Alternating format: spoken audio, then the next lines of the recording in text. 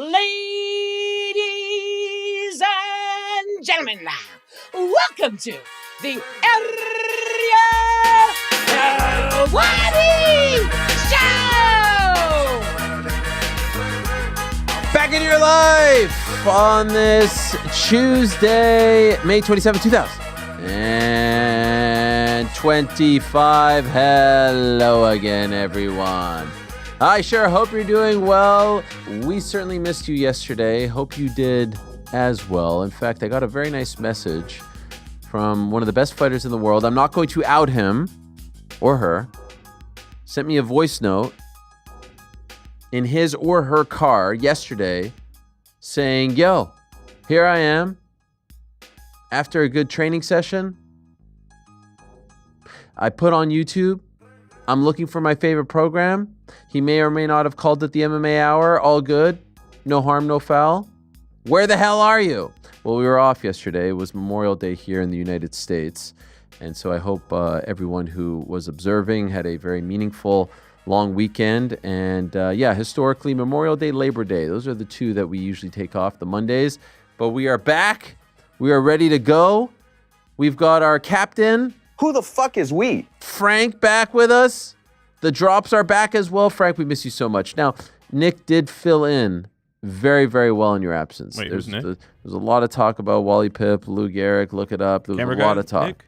There was a lot of talk. But I said, no, he's one of us. And so welcome back.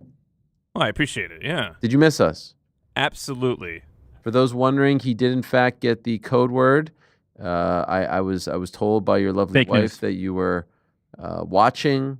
You got the code word sent to him by you. Listen, the least he could have done was just jump in the chat. Jump into the chat for 2 seconds. Be like, hey guys, I'm here. When you're busy, you're busy. The least he could have done was just like check in, show that he cares, show that he misses us. He was at Starbucks in Seattle. Yeah. He's going to be so mad that you said where he went. He's going to feel like that was such a breach of they privacy. mentioned it all throughout Boys in the Bag. Oh, how'd you know that? Oh, I watched it. Oh, you just watched Boys in the Bag. I watched the material that, we all look forward to Thursday. Sure. Also, tuned in for the first minute to see if our microphone sounded good, and then tuned back out. And then he dipped. All right. Well, anyway, it's good to have you back. Thanks for having me back. Do you feel rested? I do. Yeah, it was actually very restful. Probably the first time in a couple of years to have like a true vacation. Oh yeah, of course. Couldn't do that without. Ever since August of 2021, his whole life has been miserable. By the way, like we had like 4 months off this past summer. Okay, let's not get crazy. No, it's good to have you back, Frank. It was nice to see your shining face in the morning. You ever notice people always say like, oh yeah, it's like my first meaningful vacation in like super 4 or 5 meaningful. years. Nobody was bothering me. Like almost like they have to justify it. No, the one I'm writing right now is I haven't chosen the vacation I've gone on in quite some time. Okay. It's weddings. Right. I went to DC this week and it was for a brother's thing. I'm never choosing it. I'm essentially forced to go to this If you place. guys want to just say Jordan's name, why are you just like subtweeting? Just say it. That is not a Jordan thing. Oh, that's a big vacation guy right there. Portugal.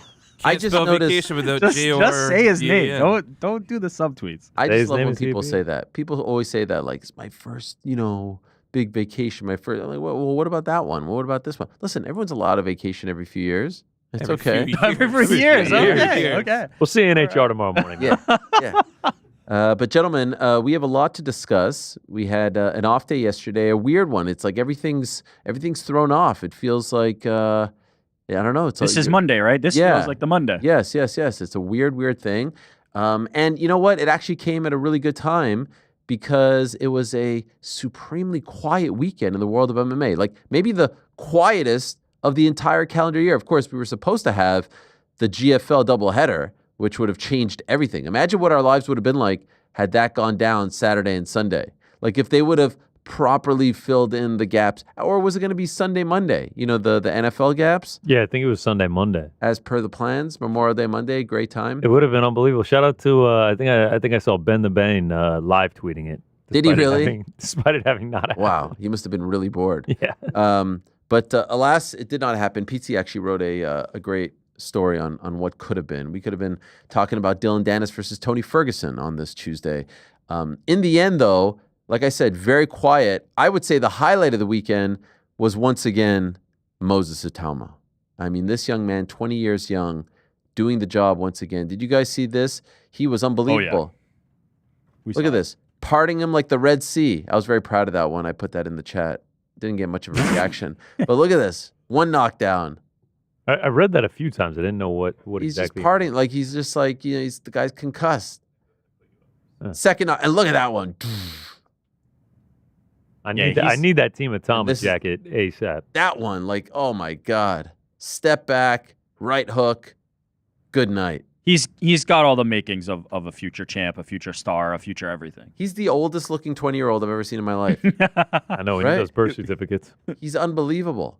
He's got it all. Not just the future of the UK heavyweight division, but I would say, just like the future of the heavyweight division. He has a type of style and a power that translates across. Like, you don't need to be the UK's guy. He can be the global superstar because of the way he fights and the way he looks. He's going to be the thing. What I also love about him is he doesn't look menacing necessarily. Like Deontay Wilder was jacked, menacing. Joshua chiseled. He just kind of looks ordinary in terms of his physique, but then he goes out there and he does that. It's also the demeanor. Yeah. He's very slouch, kind of like relaxed. He's the definition, the personification of like cool and calm, as opposed to like a Deontay's got the meme mug going. He's got the swagger. He's just there, and then it's almost like sleepy. It's like a Tracy McGrady kind of thing. It's like sleepy, but then when it's time to go to work, I mean, you see the results. He's absolutely incredible. That's a nice reference, Tracy. Yeah, there you go. I think he's quite charismatic, though. Like, I mean, compared to Joe Joyce and guys like that, who even Dubois, right? Like, there's been issues where they're talking on people, like, can you get people on board? Yeah. I think this guy has got it. Like, this guy's got the flair. He's got the charisma. He's obviously got unbelievable hands, too. Do you think Bakoli's a step too soon, Ariel, or what do you think? So that's the thing. He was sitting there in the front row. Sounds like they're trying to move towards that. I don't feel like the juice is worth the squeeze on that one. You know what I mean? Why Like, not? In the sense that, okay, is Bakoli a champion? No. Would it be a great fight? Yes. Do you have to do it now? No. I think that there are enough guys with names, Hrgovic, Otto Wallin, who have names, who mean something that he can knock off first en route to Bakoli, because people are still hung up on the Bakoli loss to Joseph Parker. That wasn't the real Bakoli, and I know his last fight wasn't great as well, but I just feel like, look, I think you could do, as crazy as this may sound, I think you could put Moses in there against Dubois. Honestly. It doesn't sound crazy. I think you could put him in there, but it's like, that just feels like 20, like why rush? But maybe they want to. I don't know. Well, I think Hrgovic, like Bakoli's size is the only thing that's big daunting boy about that, right? Yeah, he's massive. Like, he's 320 pounds or whatever when he's fighting. Yeah. But I would like for him to take a step. Yeah, I would like for him to take those names. Yeah. Those like top 20 guys. You know what I mean? Who aren't. What about Joyce? Joyce, I don't even know if I want to see Joyce fight again. Like, you know what I mean? Yeah, fair enough. He would kill Joyce. He would kill Dillian White. In my opinion, he would kill Chisora. Like, those guys. I'm afraid they are going to do that. Like, I do feel as though Chisora is going to be in the mix here. Oof. For his retirement fight, why would he do that? I wouldn't do that if I were him. Yeah, come on, retirement fight. It's fight. Come on. That's what he keeps saying. Penultimate, retirement. So, somebody is going to have to be the stepping stone for him, though. Yeah, somebody I is agree. going to need to be the Give me guy an Otto Wallin. that signs on the line, and That's then a good he takes call. that's a great fight. I'll take that. Wallin's coming off a win too, as well, right? Yeah, no, he's solid. Almost beat Tyson Fury, got the cut. Let's claim not to get fame. Crazy now. But anyway, he was the star, in my opinion. There were a couple of boxing events on DAZN, but I am so excited about him. In fact, on today's episode, we play 2 on Tuesdays. On today's episode of Ariel and Ade on the DAZN boxing channel, I was thinking about pound for pound. I was like, okay, yeah, Canelo, Crawford, they're fighting. Usyk's coming up. Inoue just fought. You've got Katie and Amanda fighting in July. Let's do a pound for pound. We've never done pound for pound. And then I realized, like, everyone kind of has the same pound for pound. Like, one guy may be 1 and the other guy may have that person at 2, but then the other one has the 2 at the 1. It's all kind of the same, just in different slots. So then I came up with our first ever popcorn list, which is our must-watch fighters. All action, must-see TV. I'm very proud of this. And so these are the 10 fighters, regardless of what you're doing, regardless of weight class, regardless of gender, you are watching these 10 fighters. And so we'll present our top 10 popcorn list fighters. Spoiler, Moses is on mine quite high at the moment. Like, when I know he's fighting, I am stopping what I'm doing. I'm finding it. If I'm out, I'm watching it on my phone. And that actually got me thinking about us doing that as far as MMA is concerned, like top 10 popcorn fighters, no matter what. They don't have to be top 10 fighters. They don't have to be top 15, but they just do something for you, and you got to watch them whenever they're in action. Perhaps we could do that in the coming weeks. Perhaps we could do that on a slow week. I mean, this would be a somewhat slow week.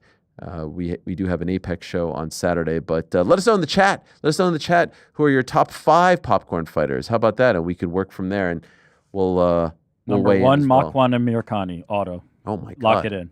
That's a pull right there. Why did you? You're mention getting him? 2 minutes of violence in either direction, and that's it. Wow, Makwan Amirkhani, Number 1. Mr. Finland I'm- himself. I was gonna say I'm Mr. getting a Finley. banger, and I'm out of there in 2 minutes, no matter what. It's All-time great. Tapology picture. It's great. What's his picture? that's right. What's his picture? It's like- surrounded by he- some yeah, it's like ladies. him Yeah. sitting on a couch surrounded by women.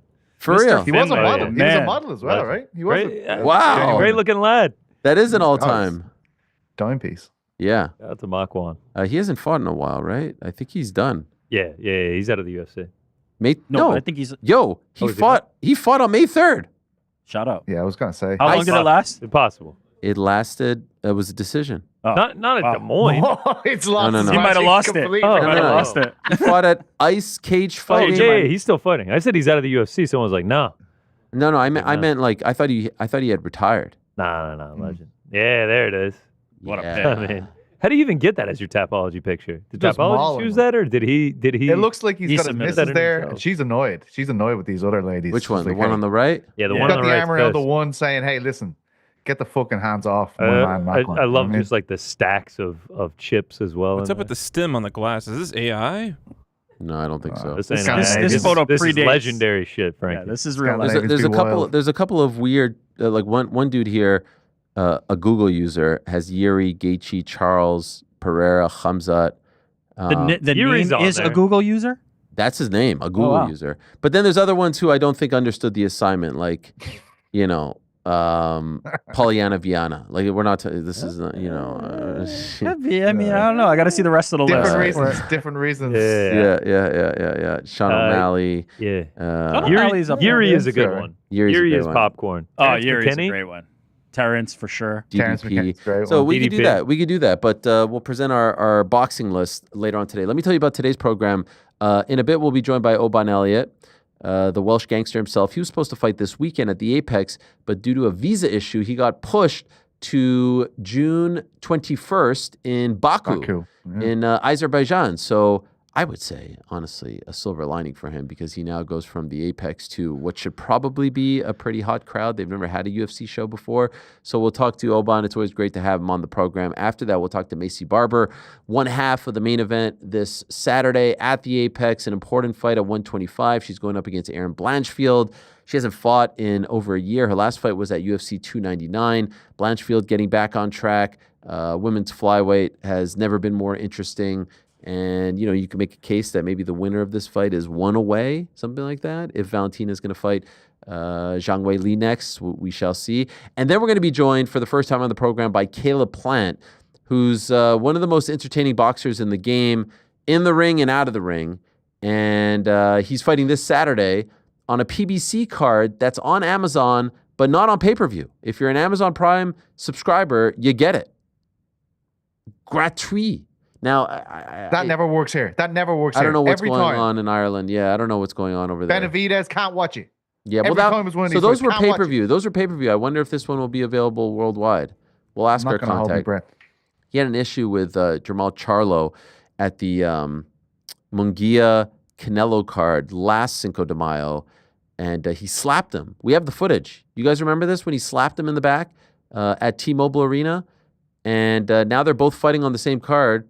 There's the moment right there. I think we might have missed the slap there. Or does it come back? No, It happens that fast in the it video. happens that fast. Well, anyway, they're both fighting on the card, and if they both win, they're probably going to be fighting each other.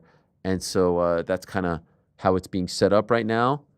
He's great. I actually had a moment with him back in December of 2021. I was working for Showtime. It's one of the darkest moments of my career, if I'm being honest. I was up there. Who was I up there with? Andre Berto and Paul Pierce, of all people. And Caleb Plant comes up there, and I'm like, oh, Caleb Plant, he's a cool guy. He's from Tennessee. He's got a nice beard. He likes shoes. And unfortunately, it didn't go my way. Do we have this? Oh yeah, here he comes. Yo, what's up? What's up? Yo, what's All up? What's time. up? Golly. The immediate dread. Look Yes. down. Oh, yeah. Hands I'm on like, the knees. Oh, hi there. We're a little shaky going into it. Handshake turns into a dab. Then we go for the knuckles. There was nothing to go for. We had already had Oh, return. come Oh on. yeah, knees Oh, in tight, dashes. hands on both the knees, looking down. What do you think Fuck he's my thinking? life. Do you think he's thinking like, I don't actually know this guy, or did I screw it up, or was I giving off the wrong vibes? All right, look, you want to know like Existential crisis. Go back there one from more you, time Helwani. if we can, just one more time. Tell us, GC, what was he thinking? the way that I do it, when this happens to me, I pronounce it. I'm just like, oh, we fucked that one up, man. This one's like, you go for handshake, he goes for dab, and then he like sticks his hand back out, and you go for knuckles. Knuckles was never presented. It's a disaster from jump. tough. It's a disaster from jump. It's one of my worst. I've had some bad ones, like Nate and I had a bad one. I've had some bad ones. I'm not I gonna think lie. your error was you were so in your head you didn't look at what he Yep. did with the person. Yeah. Yeah, first. you were So- unsure going into it. You got to just commit to one. A gentleman came up to me when I was at the train station last Thursday, and he went dap, I went handshake. We met in the middle. It was an ugly thing, and I was just like, you know what, man, we fucked that one up. Is there We're any- just gonna move on. You went for a handshake. You put the hand straight Yeah, out, yeah, right? yeah. You stuck it straight out. He just gave a dap. You just follow the chain so that he can go down the line. I'm with Rick 100% here. Even if you don't know the guy, you know he's going dap again. Like He's going dap what's again. Good, man? He What's wants good? to default to dap. Yeah. He's defaulting to dap. You got to I know, dap. but then he pulled it away. He pulled it away because you did like a because thing. you went straight edge. You went into it. straight. Yeah, You got to go for the. You the went. cup. Nice to meet you, sir. Now he's completely thrown off. He sort of turned your handshake into he a dab. did. He did. Yeah. The biggest question mark is Why why the we were fist? going back for the fist. I don't know. I thought people, I think at that point we were just so in our head we just didn't I know would have what went was for a going on. fist too. do I people think. not do that? fist, Is that not a thing? Not after you I- blew the Talking dap. like the dap and then come off and then go to a fist. Yeah. Yeah, I haven't done that one. I've since, like, had it fifth grade. go consistently wrong so many times with my neighbor that we actually had a discussion of what we do when we see each other because it's just been so awkward. You talked it out before. Well, after it happened like 12 times, like this has to stop. Let's just agree to shake hands and be done with it. I know you have it in you too because I've seen you hold steady on the fist. Oh, well, Someone will come my up and be move like, now "Hey, great to meet you," and you're is just this. This is my move. Fan comes up to me like, "Hey, Ariel," and I commit to the fist, Yeah. and so we go So how you gotta hand do to fist, and it's super awkward. Do Yeah, they you ever gotta commit curl to their it. fingers around your fist? That's always weird. I just don't. I'm like, It's I the just saw best someone one. this the fist weekend. bump is the best. Then that was it. And Yeah. I see the look on their face like, "Hey, why didn't you just open your hand?" And I'm like, "Nope." But Fist with- bump actually isn't the best. A quality dap is Proper far dap. and away number one. Oh, Yeah, agree. I thought you It's were too going to much. say bow. Too much touching. No, not You guys remember the Too much pandemic touching. elbow Now it's that like people were doing? 18. Don't want Too much touching. touching. You're Too much touching them with your fist. What's the difference? Well, It's all- Just nice and quick. Get away. Get away. Well, from me. the point is, we're Or going to get hug. to talk Full to hug or this. Full hug That's is, it. is Oh, is- full hug is not too is much not my touching, thing. but It's the not. Dab hand is- with like an explosive clap, Yeah, and then you guys split perfectly is like Explosive hug. I'm with it's GC. you get a high from that. I'm with GC. Wow. Well, this will be my first time talking to Caleb since that moment. So I hope we roll the video and let him. we look forward to that. You know, it was an interesting weekend for me, guys, because when I left here, I didn't want to say anything, but I was quite sick. Did you guys notice? I noticed first thing this morning. Yeah, now I was not sick anymore, but I was quite sick when I left on Wednesday, feeling awful, like awful, eyes puffy. Had an early morning flight to Montreal on Thursday. I was supposed to help my friend out. He had a charity function. I was going to be speaking there, and there I am watching the Knicks, and things are going okay, and it's like brightening my mood a little bit. But then everything changed, obviously, in the last 3 minutes of the game. We shall never talk about that again. And then I'm feeling awful. And in the midst of all of that, I get a notification that my flight got canceled. My 7 a.m. flight got canceled, and they moved me to a 3:30 p.m. flight, which wouldn't get me there in time. And I took that as a sign to actually cancel the trip, which I felt bad about. But I sent in a video, and I think it all worked out. And maybe the result of the Knicks game had something to do with it. Some joke like, "Hey, did you cancel because you were depressed about the Knicks?" I was like, "Of course not." But like, I was like 50% depressed. But like Thursday wasn't feeling great. Friday got back on track. And the weekend actually started quite horribly for me because then we go down 2-0 and I wake up Saturday like super depressed. But then I had 9 hours of soccer Saturday and Sunday, an hour away. So that was good. Suns team lost on Sunday, penalty kicks. He's lost in the final on penalty kicks in a game that they came back against kids a year older than them. We had a teachable moment in the final where I asked him afterwards, "Hey, did you get the call like to take one of the kicks?" He wasn't one of the 5. Said his coach asked him to take the 5th, and he said, "Oh hell." He said the coach asked him, he goes, "Ah, hell no, I'm not taking this." And I was like, "Why?" Michael Jordan said, "You miss 100% of the shots you don't take." He's like, "No, I don't want that." I was like, "Yo, man, you need the smoke. You want the smoke." And he said he felt worse about not taking it. So in the end, I think I got through to him. And then we went home after all of that, watched the Knicks win, and then had a very nice Memorial Day. Daughter went to Beyonce on Sunday. So overall, it was a great weekend. And it wasn't too stressful as far as like things to watch, things to follow, because like nothing was going on. It was amazing. I would say the biggest thing that happened was nothing happening in between John Jones and Tom Aspinall. Sure, we're still getting, what do people call it? Honey something? What is that term? Honeypot?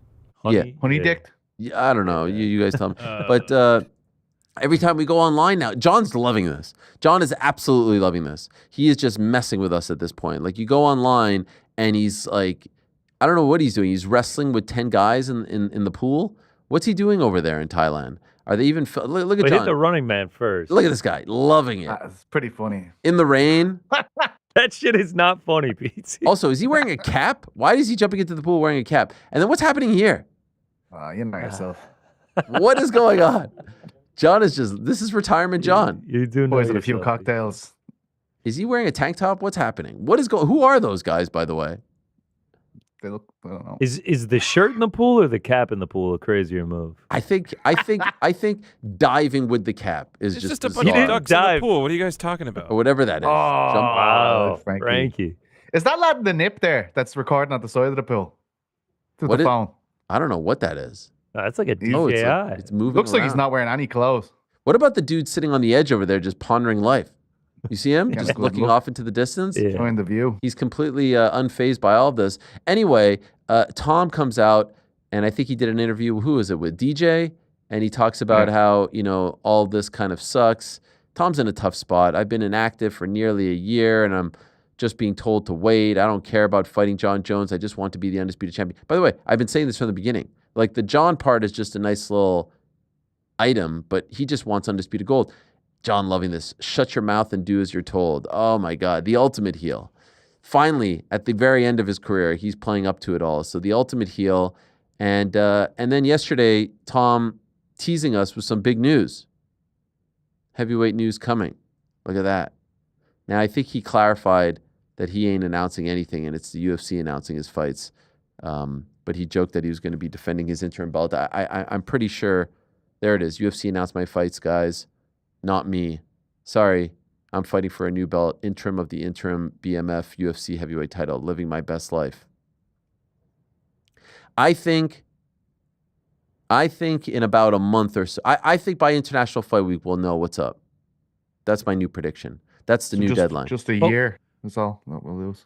Yeah. What are we Tom waiting Aspinall's for career. at this point? I think they're holding out hope that they'll be able to convince him.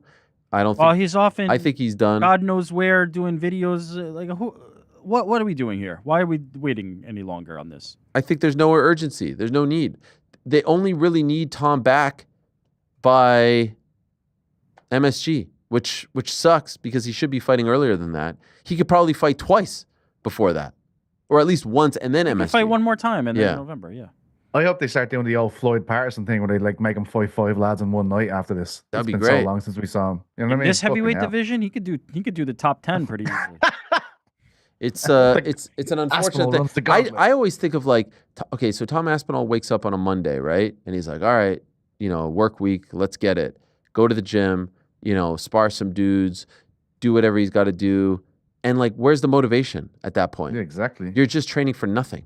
I mean, obviously you're training, you're staying in good shape, but everyone needs that thing, right? Everyone needs that light at the end. And it will come and he'll have his moment and I think he'll be undisputed champion. But yeah, this whole thing, very, very unfortunate. And honestly, could have been resolved in December. It could have been resolved in November. If they would have just said like, hey, you coming back? This is the fight. No? All right, we're moving on. Like Tom could have easily fought 3 times this year. easily. When you consider the We fact knew that this his was last coming. fight was in July. I don't think that's fair or accurate because there was hope. We've been out of hope. This John Jones thing No, has but dragged way too long. Like, Maybe John knew on the night he left MSG he was never no, fighting he was this guy. playing coy. He did the thing in the cage where all of a sudden he I don't flipped the know. script and was saying, "Show me the money." The moment it seems like John Jones got the offer and said, "No, I'm done. That's it. We're moving on. We are moving on." Tom Aspinall gets a fight, and if John Jones was to come back and fight for that belt when he's ready to return, great. If he doesn't, it's Tom's time. I think that was the turning point. I'm not ready to do the, December, we just move on right away, no John Jones. When there was still hope, fine. When the hope is gone, let's just, what are we delaying here for? The inevitable. It's nonsense. Give Tom an assignment. Oh yeah. I think we talked about this last week. I do think that if they do move on, Tom becomes undisputed champion, he fights Gan, whatever, Jones will suddenly be like, oh, he'll start wanting to dip his toe again. You think so? Guarantee. I do. I really do. Wow. I think that's what Jones is like. Could you imagine if think- Tom fought Gan and slips and falls and loses, and then John comes back to fight Gan again? No. What's that in would be that for troll. John? No, Why no, even no, no. come back? It's not Nah, going to be enough money. Just to annoy all the Tom fans. Yeah. I think. it'd be a great it's troll. Good chance that happens. Yeah. You think there's a chance? No, I think Jones. I think he will start making noises about potentially fighting Aspinall, like after he becomes undisputed champion, having not fought Jones. Like, Just I teasing believe that will us. happen.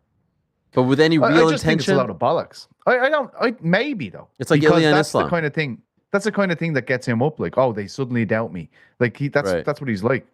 If suddenly everyone's going, well, Tom Aspinall is the greatest heavyweight we've ever seen, and this type of shit tends to happen in this sport because we're full of recency bias. I think Jones suddenly gets excited He's and been says, eating "Why like not?" 2 years of that already, though. Like, what's going to change?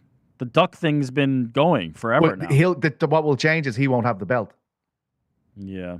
I don't know. I think if he's done, he's done. Let's Yeah. just move on. No. I No such I thing as truly that have in no MMA. idea what's going to happen at this point. I feel pretty confident. Well, when you say you don't know what's going to happen, like you mean next or down the line? Even next, like part of my brain still thinks that they might be able to make the fight They're happen. going to swerve us. I don't know. That's what I'm I've been saying. done with it I since have no idea February. what's going to happen. What makes you think we'll know by International Fight Week? I'm just sort of putting that we're out there. waiting too long at this point. I'm Well, they have manifesting pressure on them now more than ever. I think we had a little grace period where we're like, oh, this is John's fault, but there's only so much time that it can be John's fault for. Eventually, it comes back to the UFC. Should I get off the pot? You lads are meant to be in charge. Every other champion, you're stripping. Islam, Ilya, all these guys. Why is John Jones keeping the belt? And I think that's where we're at right now. It will be interesting to see what Dana White says if they don't put it together. Because remember, end of the year, he said, I guarantee. And then he also said he had some like big thing that he was working on. was Even the as Turkey thing, recently was as the announcement for Ilya versus Charles, he was on that Instagram Live being like, "Don't worry, guys, we're gonna announce it soon. It's gonna happen. We'll be announcing it shortly." Oh, we're past worrying, buddy. We are past worrying. I think You know this what I mean? dude. I mean, Fucking hell. Tom, the poor guy. Gosh. Poor fans. Poor Oh, us. poor fans. Yeah. In fairness, Tom has been sick a lot of this year. He said on his YouTube channel. Sick of fucking waiting for John Yeah, Jones to that's sign the true. contract. That's true. Legit sick.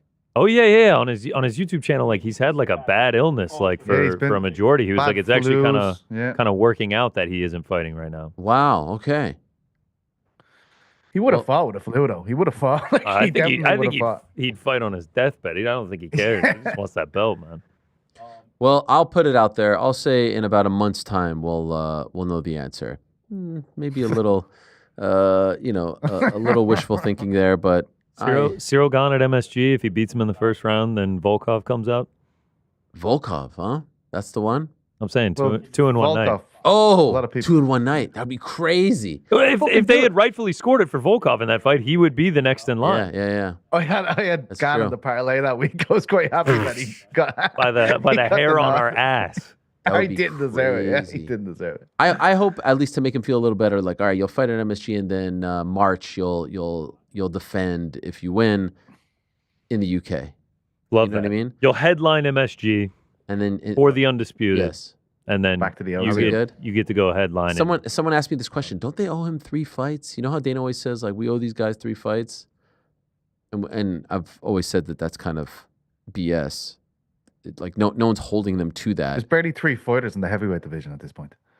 But it is a funny thing, right? Because they always say like, oh, we owe these guys 3 fights. I'm pretty now. I bet what they'll say is like, we'll give you a fight. We'll give you a fight if you want to fight Exactly. for the interim. We'll give it to you if you want. But you.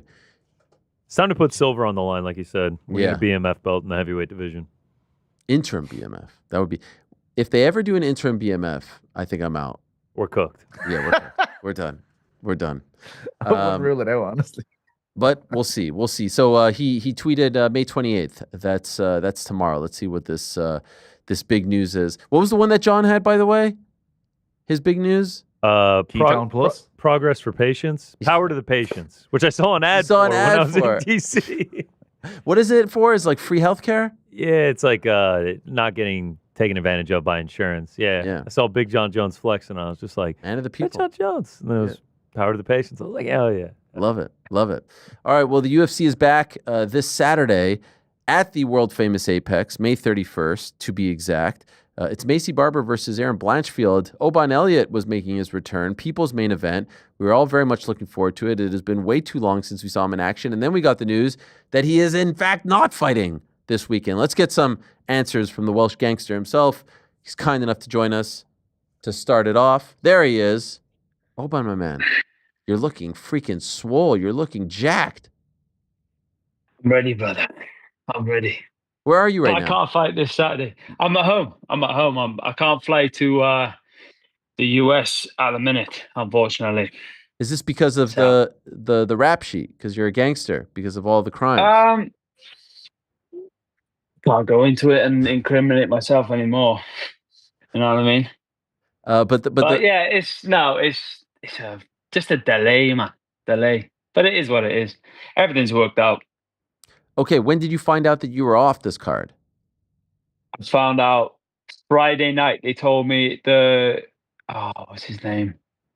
Emil at the UFC called me in Tesco.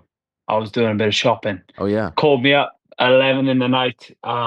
Just basically said that they're going to put it to the matchmaker that I'm not going to get to the United States on time. And I said, what do you mean? What if the visa comes Tuesday, Wednesday, because I would have just had to, it would have been really shit for me for a fight week to get there at like Wednesday. I'll be jet lagged all week, then make weight. But he said basically the commission wouldn't allow that. And there's still no guarantee that the visa would get issued to you Tuesday, which means it would get here Wednesday. Or, if it got issued Wednesday, it's Thursday. So it's just leaving it all to chance. And they made the decision. So I was thinking, fuck, this fight is like, I thought it was a case of like, I'm not that I didn't pull. I was happy to do the regardless of how inconvenient it was, I was happy to do the fight week like that. But I just thought, the fight's off. Fuck, when am I going to fight again? But 10 minutes later, they kindly sorted it all out. So wow, I'm still fighting just a couple of weeks later. Thank God. Yeah, Sean Shelby pulled through. Most importantly, what were you getting at Tesco? Meal deal? What were we getting? Sandwiches? I prepped all my food for my weight cut, and I don't know, I was looking at it and I was like, because the weight cut does funny things to your head. So I was looking at it couldn't remember exactly what was in what.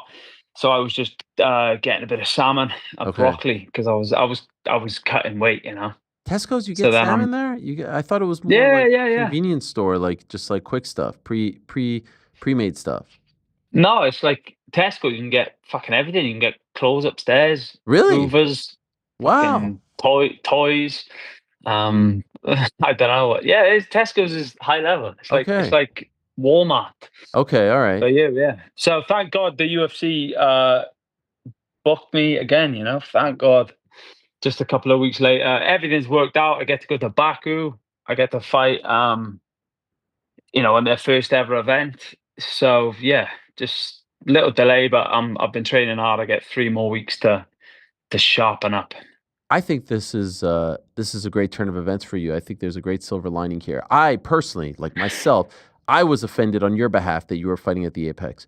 One of the most electrifying fighters of 2024, Rookie of the Year candidate, 3 pay-per-views back to back to back, stole the show at MSG, and there you are on a sort of ho-hum Apex card, sandwiched in between some pay-per-views. Like at the very least, like 7 days later, right here in the tri-state area, which is essentially a second home for you. Of course, you could have come by. We could have had a brew or two. Like it was perfect. They put you. I don't know. So here at least you're fighting on a big card in Europe, first time show. It's supposed to be, everyone's hyped over there. I feel like it's annoying that it's being delayed 3 weeks for you, but I feel like this is a great turn of events. It's a net positive for you. Do you agree? Yeah, without a doubt. Like I had so much anxiety last week. Every day was like, where's the visa? What's the update? On the phone to the embassy, on the phone to the UFC. And then, within 10 minutes, all of that anxiety went away. I've got a new opponent, but that means absolutely nothing to me. And the Apex, what can... I don't want to... No, I get it. but it is what it's another fight in the UFC. But I'm an arena guy, mate. I'm one of the only ones who's doing it. You know what I mean? I thrive under the lights. I feel I'm made to be in an arena. That's just me. I come alive there. Like MSG was my best performance of my career in probably the most.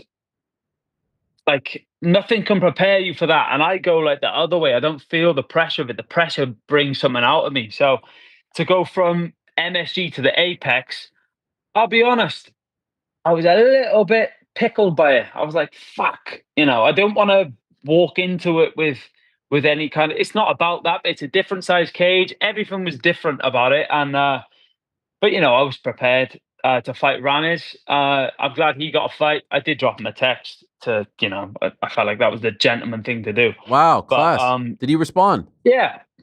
I haven't checked. Okay. What do you mean? Oh, you meant a DM? I did a DM. Yeah. So I did because that I'm sure he's got to switch opponents and everything like that. So, but there's nothing I could have fucking done about it. You know what I mean? The embassy is just a holder. Very unfortunate, but for me personally, this has worked out a whole lot better. By the way, why did you fight at the O2? Fuck knows. All right. Were you okay to go? Like, were you ready? Yeah, I was training. I was ready for the O2. Well, I was, as soon as my injuries I had to give them time to heal at the start of this year. It's like a promise I made to myself. So as soon as they healed, I actually had my first sparring, fucking hard sparring. Like it's a hard first spar to go back to. I had my first sparring with Roberto Soldic. Wow. End of January for his fight in February because I was in his camp. So then I was getting ready for that. I was getting ready. That was like my perfect pre-camp. So then I could hopefully fight in the O2 or fight in March at least. And then March came back. They said they got nothing in March. Then April, nothing happened in April. I was hoping for Miami. And then they give me May the 31st. So I was like, oh, well, finally, fucking 6 months into the year. But I got the fight and then all this shit happened. So this is just like, this couldn't have worked out any better because the UFC could have easily gone, I don't know. Your passport and your visa will be there Wednesday, so just fly Wednesday. But they didn't. They said no, like it's not healthy for you to do that with the travel XYZ. They can make something happen. And the guy I'm fighting now went through the same issue with his visa, so it's perfect. Worked out perfect. Seok Hyun Ko. Yes. The white Mike Tyson, they call him. Or the Korean Mike Tyson? What do they call him? One of those two. The Korean Tyson. Yeah, there it is. What do you know about him? Other than that. About it, I had no idea. But I watched him on the Contender Series. I watched his fights, done a bit of studying on him, and I'll be ready for the challenge. That's for sure. Have you ever been to Azerbaijan? No. Okay. No. I didn't even know it existed, to be honest with you, until the UFC did. What? You never heard of it? I thought it was. I thought it was like a city. rather than like a got country in it. itself. Got it. Yeah, like because then I look around the area of Azerbaijan. It's Iran, Georgia, and then there's Kazakhstan the other side, Uzbekistan. I thought that was the city. I'm probably showing my fucking No, it's great. my IQ fucking score here, but yeah. So it's great. It's great, amazing. I'm super happy to be on this card now. Baku's a real hotspot. They've got F1 there. They're really growing. Yeah, and the Wales play football against Azerbaijan. That's what I then realized when I told all the boys that I'm going to be fighting there. They said, "Oh, the Wales have been there for football." So yeah, I'm looking forward to it. There's no hardly time difference for me. I'm in an arena. This has worked out fucking really good. I'm fighting. I like everything about this. I just get a couple extra weeks to get ready. You know, I'm flying out to Bosnia Sunday to train with Roberto to get ready for this guy because this guy is a southpaw, and what better fucking training can I get than sparring with Roberto every day? So I'll be with Roberto next week, do some training, and then straight to Baku. My team will meet me there, and away we go. So it'll be about 7 or so months between fights for you. Do you feel like you need to remind people? Do you feel like you've lost some momentum?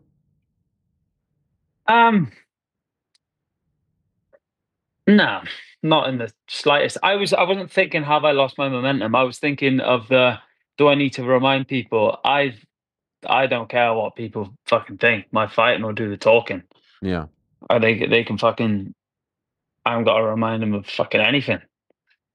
I'll remind them that I don't need to remind. I'll just show them that, where I'm going with this sport, and one fight at a time, defend my spot. That's the way I see it. I don't see it like I'm chasing anybody. Every fight, I'm just like, I'm the champion in my head, and I'm just defending. Each fight is a defense. It's genuinely how I see all of this. You view yourself now as the champion. Fucking why not? Yeah. Not like I'm head and shoulders above everybody else. Like I see myself as, I'm defending my spot every time. So I see it like I'm defending my own belt, and then I just pick new ones up along the way. There is a new champion at 170, Jack Della. You're a fan of Jack Della. You like him. My G, Jack Della. I do like him. I don't know him, but I do like him. He's got a nose like me as well. He's unbelievable. You were the one that told me about the fucking oath cunt. You were the one, and I blew it. Yeah, did you? You didn't say it. I said it, but I didn't say it in the right context. This is you tweeting about him. I missed the fucking show because I was on the plane, and I never got around to watching it back. You missed it because you were on the plane. You like on YouTube, you can watch whenever. Like, it's not like one and done. I mean, that's a weak excuse. There was a time where you watched, but now you've gone so big. I missed the show because I was on the plane. I mean, it's like available. No, I know. I was talking to you. But as I was getting on a plane coming home, and what did I do after that? I saw my brother. You sent me you went to Nando's. What'd you get? I went to Nando's. I had a big meal that day. I was fucking tired. Do you feel like you're like the big man on campus when you go to Nando's because you used to work there and you're now like, now I don't need you guys. You make me my extra spicy. Nah, I don't. They fucking get. They're like, why you do like? One of the boys told me that they're like, Oban was in again. I'm in there all the fucking time. The halloumi fries. Some of them don't even give me the discount anymore. Do you have Nando's in America? Do you have it? I forget. Think they have it in Canada, but not in America for some reason. That's right. I think I remember you going. I went in the London, UK. Yeah, fantastic. Yes, fucking hell, I don't remember that. The peri-peri, the halloumi fries, to die for. Yeah, it's good. I still think it's weird that they put a little flag in your chicken. That's weird to me, but it's the spice. Yeah, I know. So but you don't get confused. I just tell me. Yeah, I guess, and it's a good little toothpick at the end as well. Okay, all right. But yeah, Jack Della fucking beat Bilal, fucking whooped him. Yeah. Did he whoop him fully? Really? Did he? It was a great performance. I saw Bilal say last week that he strayed from the game plan, but I don't know. If I'm being honest, I don't know if I believe him. I think Jack made him stray from the game plan. I don't think he went in there and didn't fight his fight. I think Jack's presence made him look like that. Jack's fucking hell, it's crazy. He's only a year older than me, and he's the champ. Yeah, fucking fair play. Yeah, Bilal's a dog, you know what I mean? Fair play to Bilal. They had a good fight. Crazy Jack's the champ. It's because my last fight is like, that's all I heard is Jack Della Maddalena, because Basil had that fight with Jack Della Maddalena. And I was like, I didn't really, I was like, what's like the big deal about that? And now he's the fucking champ. It's like, wow. Yeah, it's crazy. Can you give me your Jack Della impersonation? Yeah, mate. Yeah, of course. Fucking oath, can't. Yeah, mate. Just had a little fucking fight with Bilal there. Fucking hit him with the fucking double fist, double left hand, can't. You pinged them. Fucking oath. You pinged the fucking cunt. Pinging the cunt. Yeah, mate. Just keep fucking pinging him. Keep fucking pinging the cunt.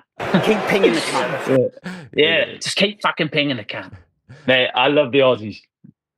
Legend. So you see Jack there, you say to yourself, how far away are you from that? I don't know. What, 2 years? A year? Why not? But how does it usually work? Is it about that? How many fights am I going to have in that time? It's never, I mean, there's no rhyme or reason, as you know. Some guys get there in 4 fights, 5 fights. But just when you watch those guys competing, that's the top of the food chain right now. There's so much movement. I think your division right now is the best division in the UFC. Yeah, it's fucking wide open, isn't it? It's and there's a whole turnover happening. There's a whole new crop of youngsters coming up. Youngsters, I say. Fresh blood. You know, the Ian Garys of the world, the Joaquin Buckleys, you know, and it feels like the older guys are moving down. Shafkat's still going to have his time. You get Islam now. Jack Della obviously there. How do you think? Fuck, Islam's 100% come up. Yeah. That's been announced. Fully. Yeah. No. I mean, like, he's not just a little champ, and then he's going back. Well, he had to drop the belt.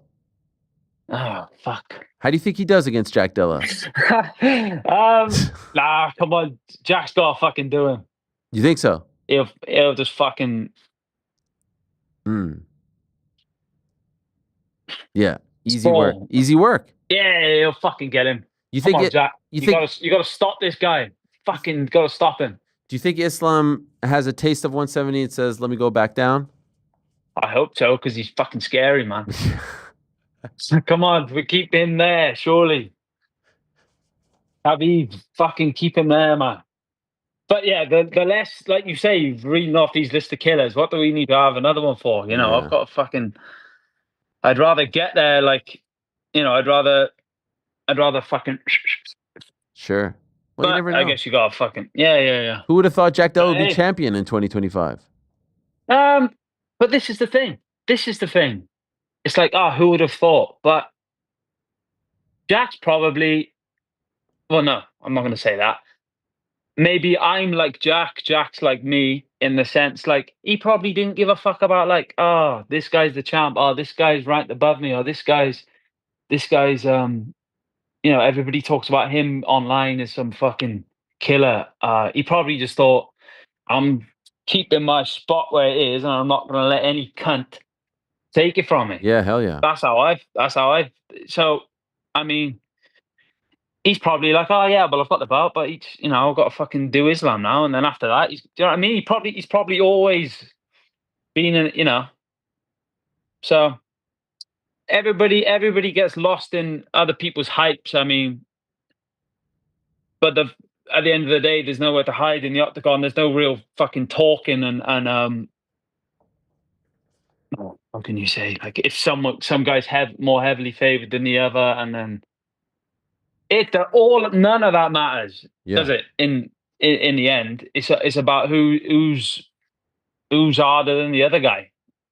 So, and Jack's he's a beast, and it's proper cool that he's the champion of my division. Someone like him. I didn't even mention Sean Brady either. Looks like he may be going up against your boy, Ian. Yeah. Is that happening? Well, it feels like that's the way you know, the tide is turning. How do you feel about that one? Okay, no, crazy fight.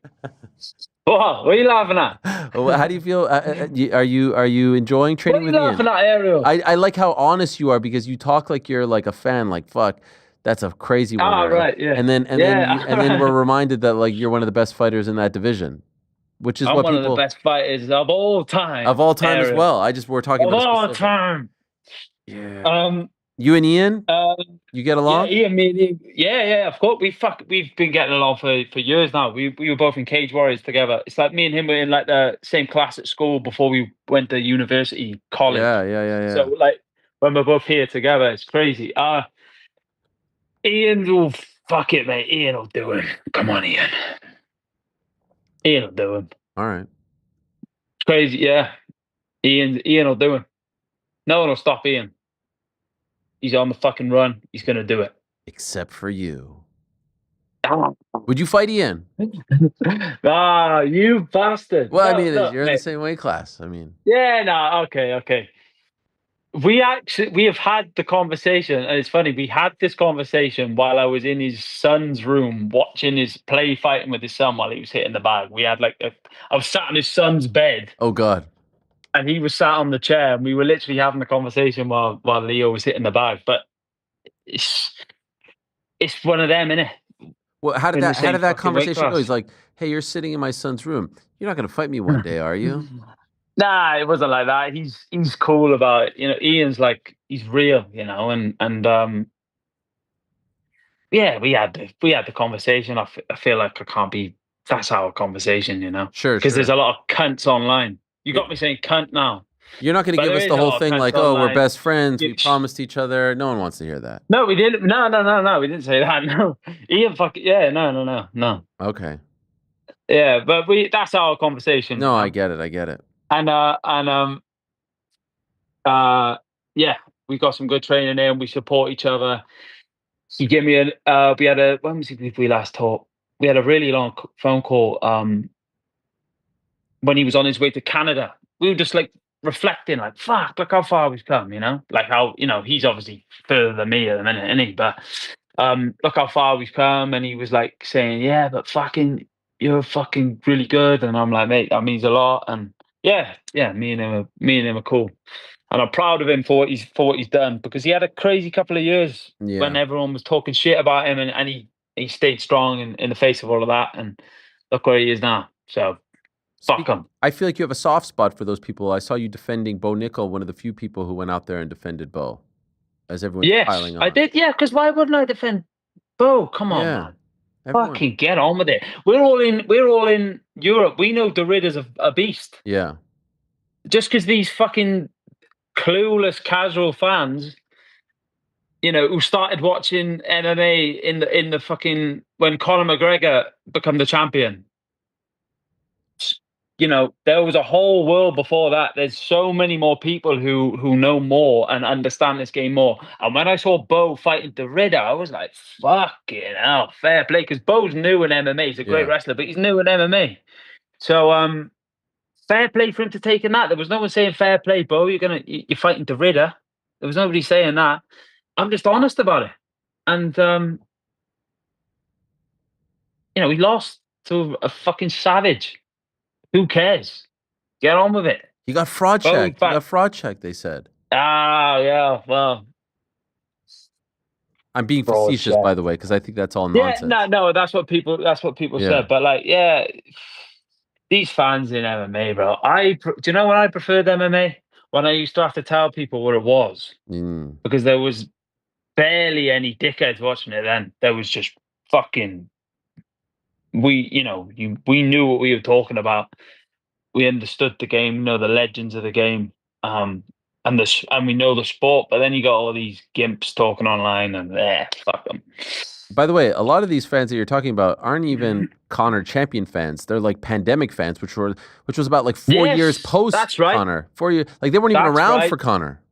Yeah, that's right. Pandemic fans, because there was nothing else on TV, was there? Yeah. So they've got all these fucking Twitter accounts, and they're fucking doing this, and you got all these fucking fat guys filming themselves, talking shit about fighters. Crazy. You know what I mean? You engage with some of it. You go back on. Oh, I love it. Yeah. I always do it. Yeah, I always do it because I just see it like fucking. I'm just like, you know, I guess I'm just one of them. I'm only a person. Giving my little two fucking you actually 20 pence every so often. I only do this sport because I like fighting, and I've always this is the only sport that I've ever done where I truly love it. I played rugby and other things, but fighting was, I do this sport, and it just so happens people watch it because when I was younger, nobody had a fucking clue what it was. They thought it was the WWE. But I still did it then. I did it then. I'd watch it then. Nobody knew what I was talking about. Nobody knew what I was. And I love it just as much then as I do now, and everybody knows what it is. So, yeah. I have to say, I'm a little disappointed. I don't know if you know this, but this week, the highly anticipated Ultimate Fighter program returns. Coaches Daniel Cormier and Chael P. I thought Chael would have you on the squad as an assistant coach. I thought I'd see you there, with the jersey. It seemed like we got our plan, Ariel. Okay, all right. No spoilers here. I don't want We've to get got in our trouble. plan. All right. Yeah. Don't get in trouble. Okay, so you might be showing up, is what you're saying. No. Okay. Ultimate Fighter. I won't be there, bro. Can't be bothered. I've got big business to take care of. I can't be teaching anyone. I don't know this game well enough myself. Yeah. Assistant coach, you come in, you talk to them about what it's like to go 3-0, fighting on some of the biggest cards, some of the biggest stages. I mean, you've got some wisdom to impart. Isn't that crazy though that I've done that? Yeah. Fucking hell. Swear to God. What you keep laughing at me for? Yeah, because it's great. I like how. Isn't it mad? Like, fuck, Madison Square Garden. Yeah. I did the thing in front of everyone. And who's the man? Who's the man? Yeah. And honestly, I'm so sad that that's in the past. It's like, oh my God, what a moment! Like, how lucky I am to have had that moment there. Like, fucking hell. It could have been somewhere. Could have been anywhere else, couldn't it? But it happened to me on like such a big legacy fight as the main event. And wow. And when you say like, have I lost momentum? Like, mate, I'm fucking still riding the lightning bolt. I am flying. I've spent 6 months with the best guys in the world, in my opinion, and they've also spent that time with me. They appreciate me training with them, and it's been new challenges. Like I sparred in Mavov the other day. Oh wow! Absolute fucking beast. I sparred in Mavov. I forget how to say his full name, but they call him Baki. I sparred him. Oh wow! Obviously, I've done lots of sparring with Roberto. I can't remember / pronounce some of the names that I've like the guys who aren't necessarily famous, but in would I be right in saying the Western world? Is that right? Is that correct? Yeah. They're not famous there, but they're savages, high level Iranian wrestlers, Dagestanis, fucking Chechenians, all the guys that everybody's fucking scared of. I've been rubbing shoulders with them, not having a clue what language they're speaking, and fucking fighting them for fucking 6 months now. 6 months, I'm, crazy. I can't remember what you said. Who's the man in Azerbaijan? It's gonna hit. It's gonna hit like crack. The beat. That was who's. Yeah, I'm the beast in the east. Yeah, Azerbaijan. Hey, by the way, UK prime time. What's this meeting with John Jones that you had when you guys shook hands? That happened. Yeah, no, we have visual evidence. Unless this is AI. Yeah. What's happening here? No, you had a deal. We had a deal, John. I'm not one to. Yeah. You don't want to put it out there? Discuss. You told us already that Triple H said that you're in, so you have discussed. Yes. Oh yeah, true, yeah. But okay, you really want to know what we said? Every time you come on, I feel like I put you in a tough spot. No, I'm just fucking. You're just okay. So tell us. What did you say? Yeah. I'm just. I don't want to get a voice note later. Being like, oh, geez. Hey. What? Don't break the third wall. No. I don't want to upset you. I don't want to upset you. That's all. No. To be honest, okay. This is why it's funny. Is because TNT. I was fucking stood talking to TNT. And seeing as you were calling me honest, this is what happened with my meeting with John Jones.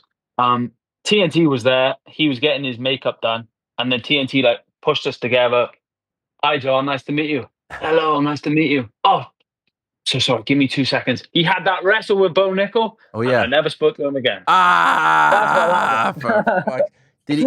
But no.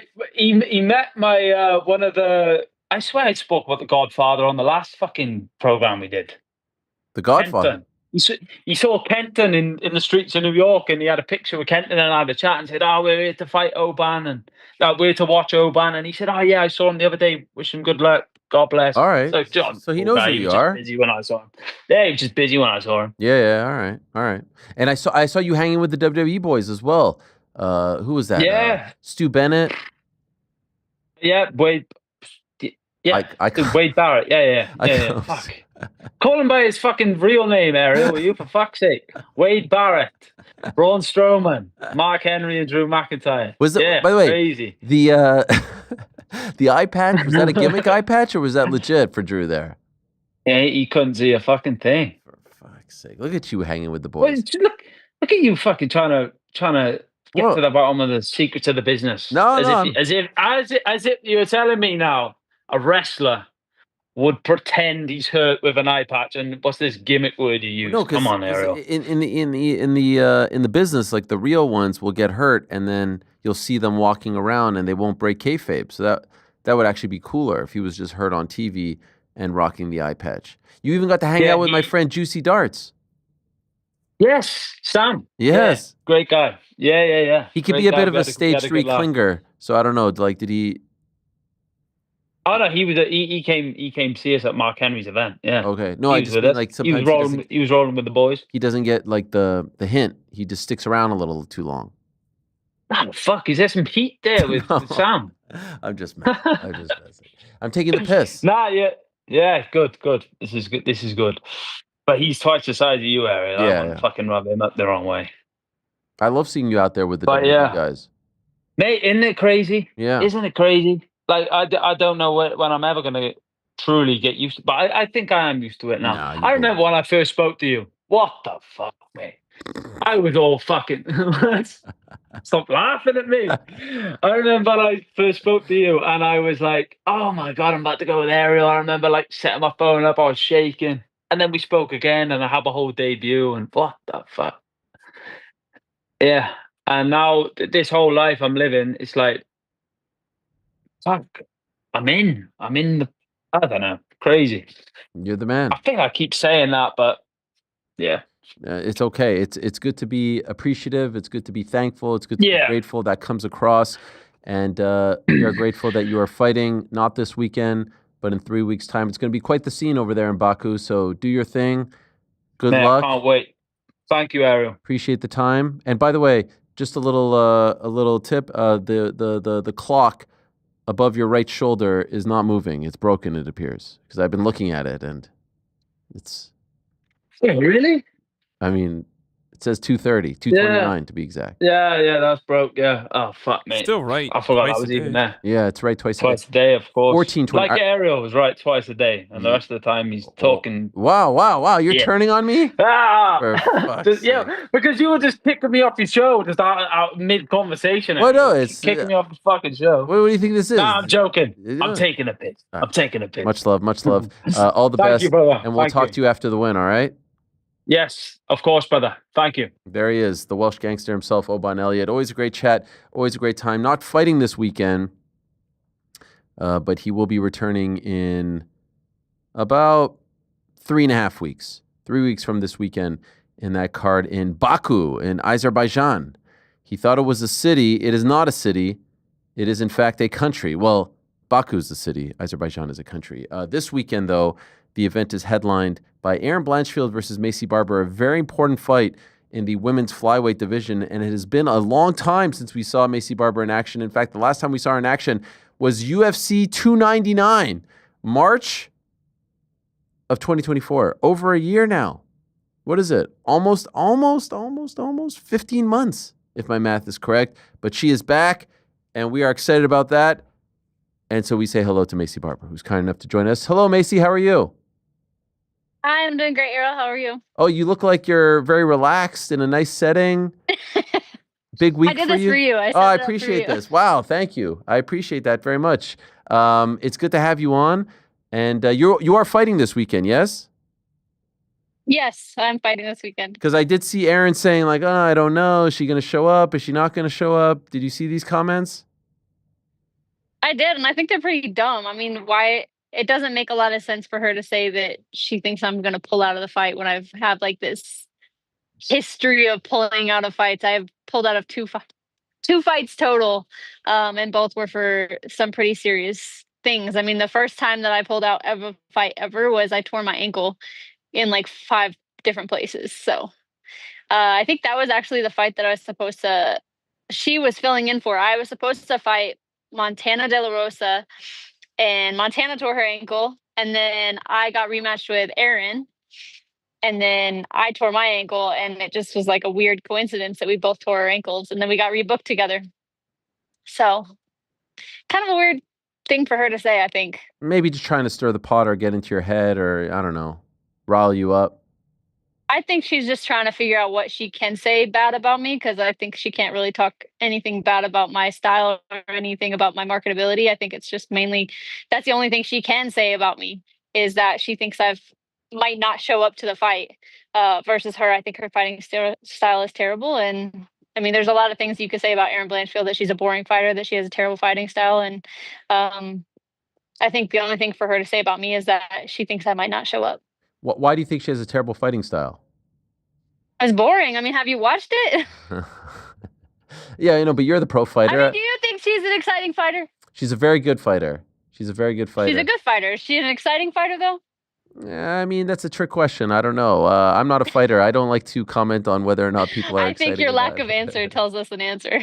But were you impressed with the way in which she rebounded from the loss to Mano Fiorot? That was a bounce back win for her? For her to fight Rose? Well, just like she won, that was not a good performance in a big fight against Mano. One would say that Mano was quite dominant in that fight, and I thought that the Rose win, the bounce back, if you will, getting her mojo back, was impressive. Yeah, I think that Manon exposed Erin's holes, and then I think that she was gifted the win over Rose. I think that Rose won the fight against Erin. Honestly, I think that she beat her in the striking, and I think she got lucky in that fight. Lucky in the sense that the judges scored in her favor. Yeah. When you didn't. No, I think a lot of people didn't. I think that Rose is on her way out, and I think the UFC knows that, and I think a lot of people know that. And so, what good would it do to give Rose the decision over Erin? Right. So I think that they gave Erin the decision over Rose because Erin's the younger fighter. You think that goes into it? Like, you think when these guys are sitting or gals are sitting around the cage scoring fights, they think about that? Not sure exactly what they're thinking, but I think that there's some biased judges for sure. Okay. By the way, the last time we spoke was in April of last year, right after your very scary, hospital stay, 9 days. You were very sick. You were afraid. At the time, I know some time has passed, you still had told us that you weren't sure what exactly happened. They thought maybe it was like a severe case of strep, some staph involved. Do you know now what exactly? Because like some of these images, this is terrifying stuff, and you don't need me to tell you that. You lived it. Do you know? Do you know what exactly went wrong here? We still don't have an answer as to what happened. Wow. No, I've talked to multiple doctors. We've had multiple answers as to like different pieces of what happened. But there was never like a definitive answer as to, oh, this is exactly what you had, and this is, that it'll never come back. Like, it's just, I've been healthy and I got cleared to fight. And so I'm like, all right, I'm going to take a fight and I'm going to go for it. And I'm just going to plan that it's never going to happen again. By the way, that photo that we showed of your legs, what is that? What is going on there? In that photo, my leg was like swollen, like twice the size of my other leg. Jeez. And I couldn't even walk. I was in a wheelchair. I couldn't, it was extremely painful. They didn't know, again, they don't know what it was. They just, we're trying multiple different antibiotics. I think I had like 15 different IVs to try to figure out what one would get rid of the infection. And again, they didn't know what infection it was because when they were giving me antibiotics, it was so bad that they were trying to treat it without knowing what it was. But every time they would treat it, they would give me something new, and nothing was changing the situation that was happening with my leg. But then they were also running tests at the same time. So while they were running tests, they were like, well, it could come back positive, it could come back negative, because we were already treating this MRSA, blood clots. Like, they checked me for everything. And they still, like, nothing came up. And so how long did it take for you It's to pretty terrifying, honestly. Yes, no, I know. And you said that in one of your posts that you were looking at the people coming to visit you thinking that might be the last time you see them, which is a terrifying thought. Family members, Yeah. friends. How long did it take for you to Yeah. feel like you do now, meaning as close to 100%, like it was all behind you? How long did it take? Honestly, it was months. Like, I thought that, so coming out of the hospital, I thought that I was going to be clear after like a month or whatever, because I was on the IV antibiotics, but then I developed pneumonia. So they wanted to get me out of the hospital, even though I still had the infection. So once they figured out a specific antibiotic that would start to get rid of it, they were like, okay, we're going to give it to you on IV for like 3 days. And then we're also going to get you out of the hospital so that the pneumonia doesn't get worse. And then they put me on an oral antibiotic. And I had that for like, I think it was like three rounds of that. And the infection didn't go away until, like, completely away. Like, my whole leg still, like, even it still has some like veins like that look really weird, and like some damage from like how much it swelled. But after that, I think it was like 2 or 3 months, and then the leg part was gone, but the side effects from the antibiotics and the sickness, whatever it was that was inside my body, was still there. And so I think that when I tried to book a fight, it was just too fast, But fighting in July, August, September, I think was way too fast. And I tried to push my body, but like, any fighter that is training is not just like, we're not just going to work out. We're trying to push our body to the furthest distance that we can. And it just wrecked my body again. And so then I got sick, and then that's when I had to pull out. That's the Rose fight in July that you're talking about. Yeah, that was the Rose fight in July. But I think it took me all the way until like December, January, until I was like, okay, I'm good. Yeah. In the midst of all that, like September, October, November, are you thinking you may never be good again? Were you worried that your career was sort of hanging in the air? I mean, truthfully, anytime that someone has like an infection or an injury or any kind of thing like that, where you're like, you don't have answers. It's one of the most frustrating things, but two, like, you don't want to go through that again. And so I definitely, like, I don't want to put my body through that. Like, I want to have a family. I want to have kids. I want to have a life after fighting. And so for me to go through all of that and have people, not just people, but doctors, and some of the best doctors, tell me, we don't know what it is, for that to happen, it was just really mind boggling, and like hard for me to comprehend. And then also be like, am I going to be able to train again? Am I going to be able to fight again? Because one training session and you're back to feeling sick. And so I know what it takes to be the best in the world and to continue to push to going to that belt. And it's not just going to take a little bit, it's going to take 100%. It's going to take 110%. And so I don't ever want to do anything halfway. So for me, if I can't train 110%, I don't want to go and step in there with the best girls in the world and think that I'm going to chase down a title when I can't train the way I know I need to. And so that was kind of what I was scared of, is am I going to be able to train the way I know I need to, and the way I know I want to walk into there and feel confident against every single one of these girls. And so for me to be able to say that I can do that now, it's been really good. And it's been a breath of fresh air to be able to feel that way. But for a while it was scary. How was your mental health? It's great. My mental health is great. Life is great. I was saying, sorry, I don't mean now. Now you look, I meant back then. Oh, back then. Back then it was hard. It was not great, because I don't like not knowing things, and I don't like having no answers. Like, I like to have a problem that I can fix, and I like to have steps that I can take to make things better. And when I'm being told, "Hey, we don't know what it is. We don't know what's going on. All you have to do is just rest." And then I'm resting and I'm like, there's days that I feel good and then I try and train and then I don't feel good. For me, it's like, it's really hard because it's not just for me, it's for anybody. It's hard, you know, even the people around me, you're like, oh, you look great. You look like you feel fine. But then, oh, the labs come back and they're not good. So it was really challenging. And it was one of those things where it's like, you just have to really take into like hold close the things that matter the most, which is like family and the fact that I am alive, you know, like I am still alive and I'm still here.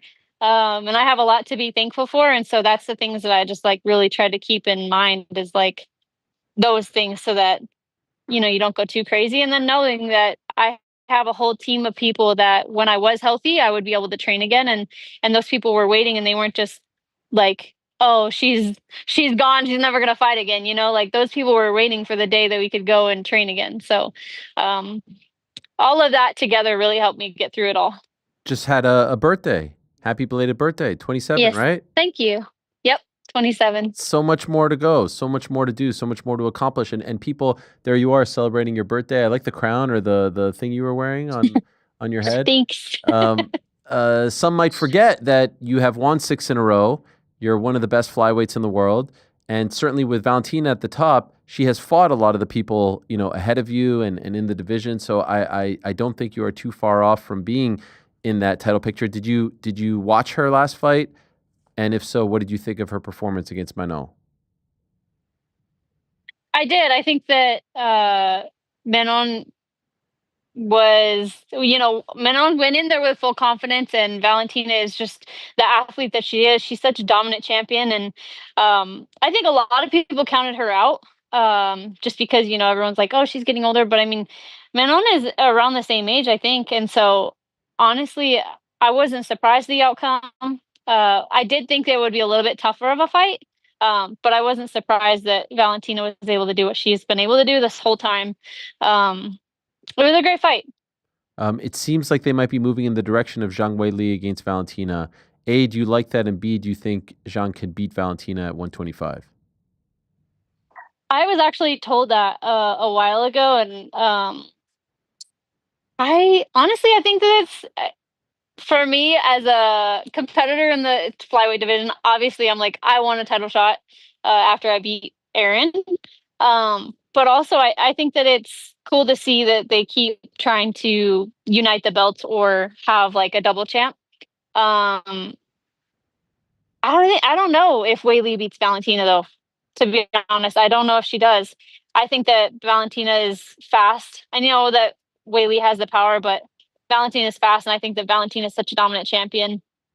And honestly, I'd have to go back and watch Weili a lot more because I haven't paid too much attention to her just because I've been so focused on my own division that I'm like, I only focus on that one, and I have one goal in mind. Well, you know, it's interesting. I feel like if they do that fight, you win your fight, I feel like maybe you versus Natalia Silva is a potential number 1 contender fight. She also won on that card in Montreal a couple of weeks ago.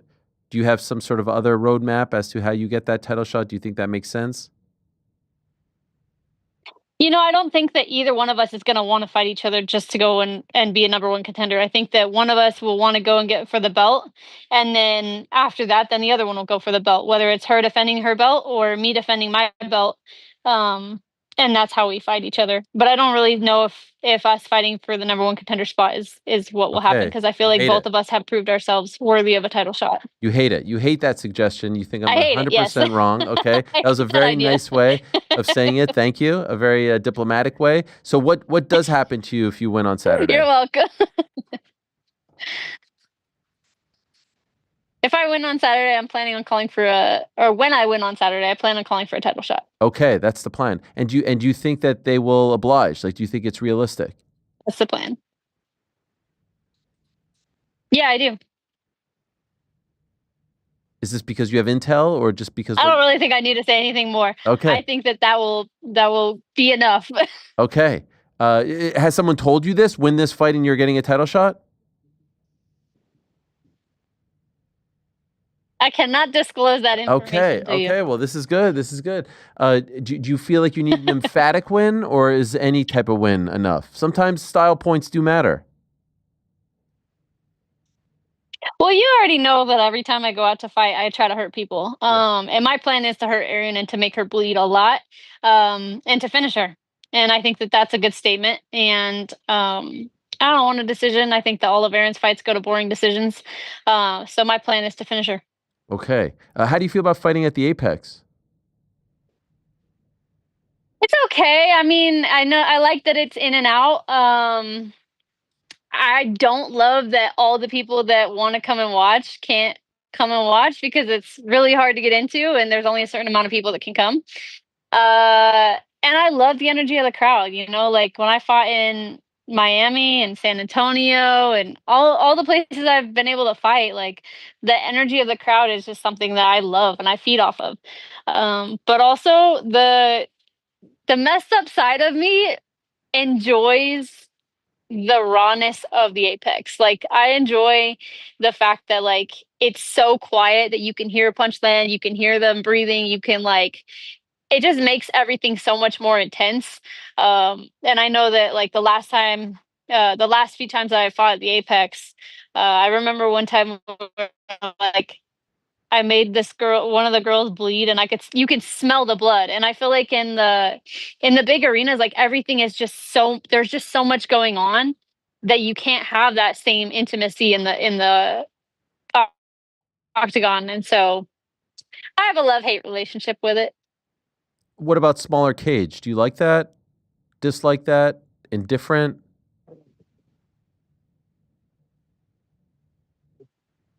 You know, honestly, I don't think a lot about it. I let the coaches plan for that, and I let them make the adjustments, and then I just adapt because it is what it is. Like whether it's a big arena or like a big cage or a smaller one, like I can't change it either way. So we've just learned to adapt and change the way that we need to fight and train for that. And so that's exactly what we've done. I saw recently you got to throw out the first pitch at a Rockies game, but I can't find the footage of whether you threw a strike, if it was a ball, if it bounced, if it was a wild pitch. How did you do? Can you tell us? What's the truth here? It was not a Conor McGregor ball. Okay, that's what I was wanting. You know, I didn't want to call anyone out. No, I threw I threw a strike. I think everyone was worried. I mean, honestly, I was worried too because I threw the free throw for the Nuggets. Oh yeah. And I was not. I was so under pressure, like 3, 2, 1, ready, go. And then I threw it, and I didn't put enough arm behind it, so I airballed it. You airballed it? I got my get back on the Rockies game. Damn, you airballed the free throw? I did. Oh my God. Wasn't it for charity or something? Please don't post that. Oh. Yeah, I told them that yeah. I think they still donated though. Oh my dear. It's a lot of pressure. It actually is a lot further. And then you have all those fans in back of the net, which kind of throws off how it looks, right? And you know, people probably won't believe it when I say that we went and we were practicing the free throws, and I was making 9 out of 10 baskets from the free throw line. And then I don't know what it was, but like honestly, it really is a different situation. Like I think the depth perception too, like the fact that it's not up against the wall, like it's right in the middle, you know? Yeah. I think that, and then maybe a little bit of anxiousness, like I've never done that before. And then also the pressure. I'm not good at doing things under pressure. I like to take my time with things. And they were like, all right, on 3, 2, 1, you have to go. And then they were like, 3, 2, 1, go. And I was like, oh crap. And I tried and I missed it. I like how you say you don't like doing things under pressure. You fight in a cage wearing 4-ounce gloves and no shoes. I would say that's a little more pressure. Okay, under pressure is fine. It's just rushed. I don't like to be rushed. All right, fair. Like if you tell me you have 5 seconds to knock this girl out, I'll go for it. But I'd much rather like take my time and hurt her a little bit before I go for that. If that makes sense. I got you. Yep, that makes sense. I Yeah. did want to call out though with the first pitch, which you say was a strike, and we'll believe you. You elected to not stand on the mound. You did the off the mound.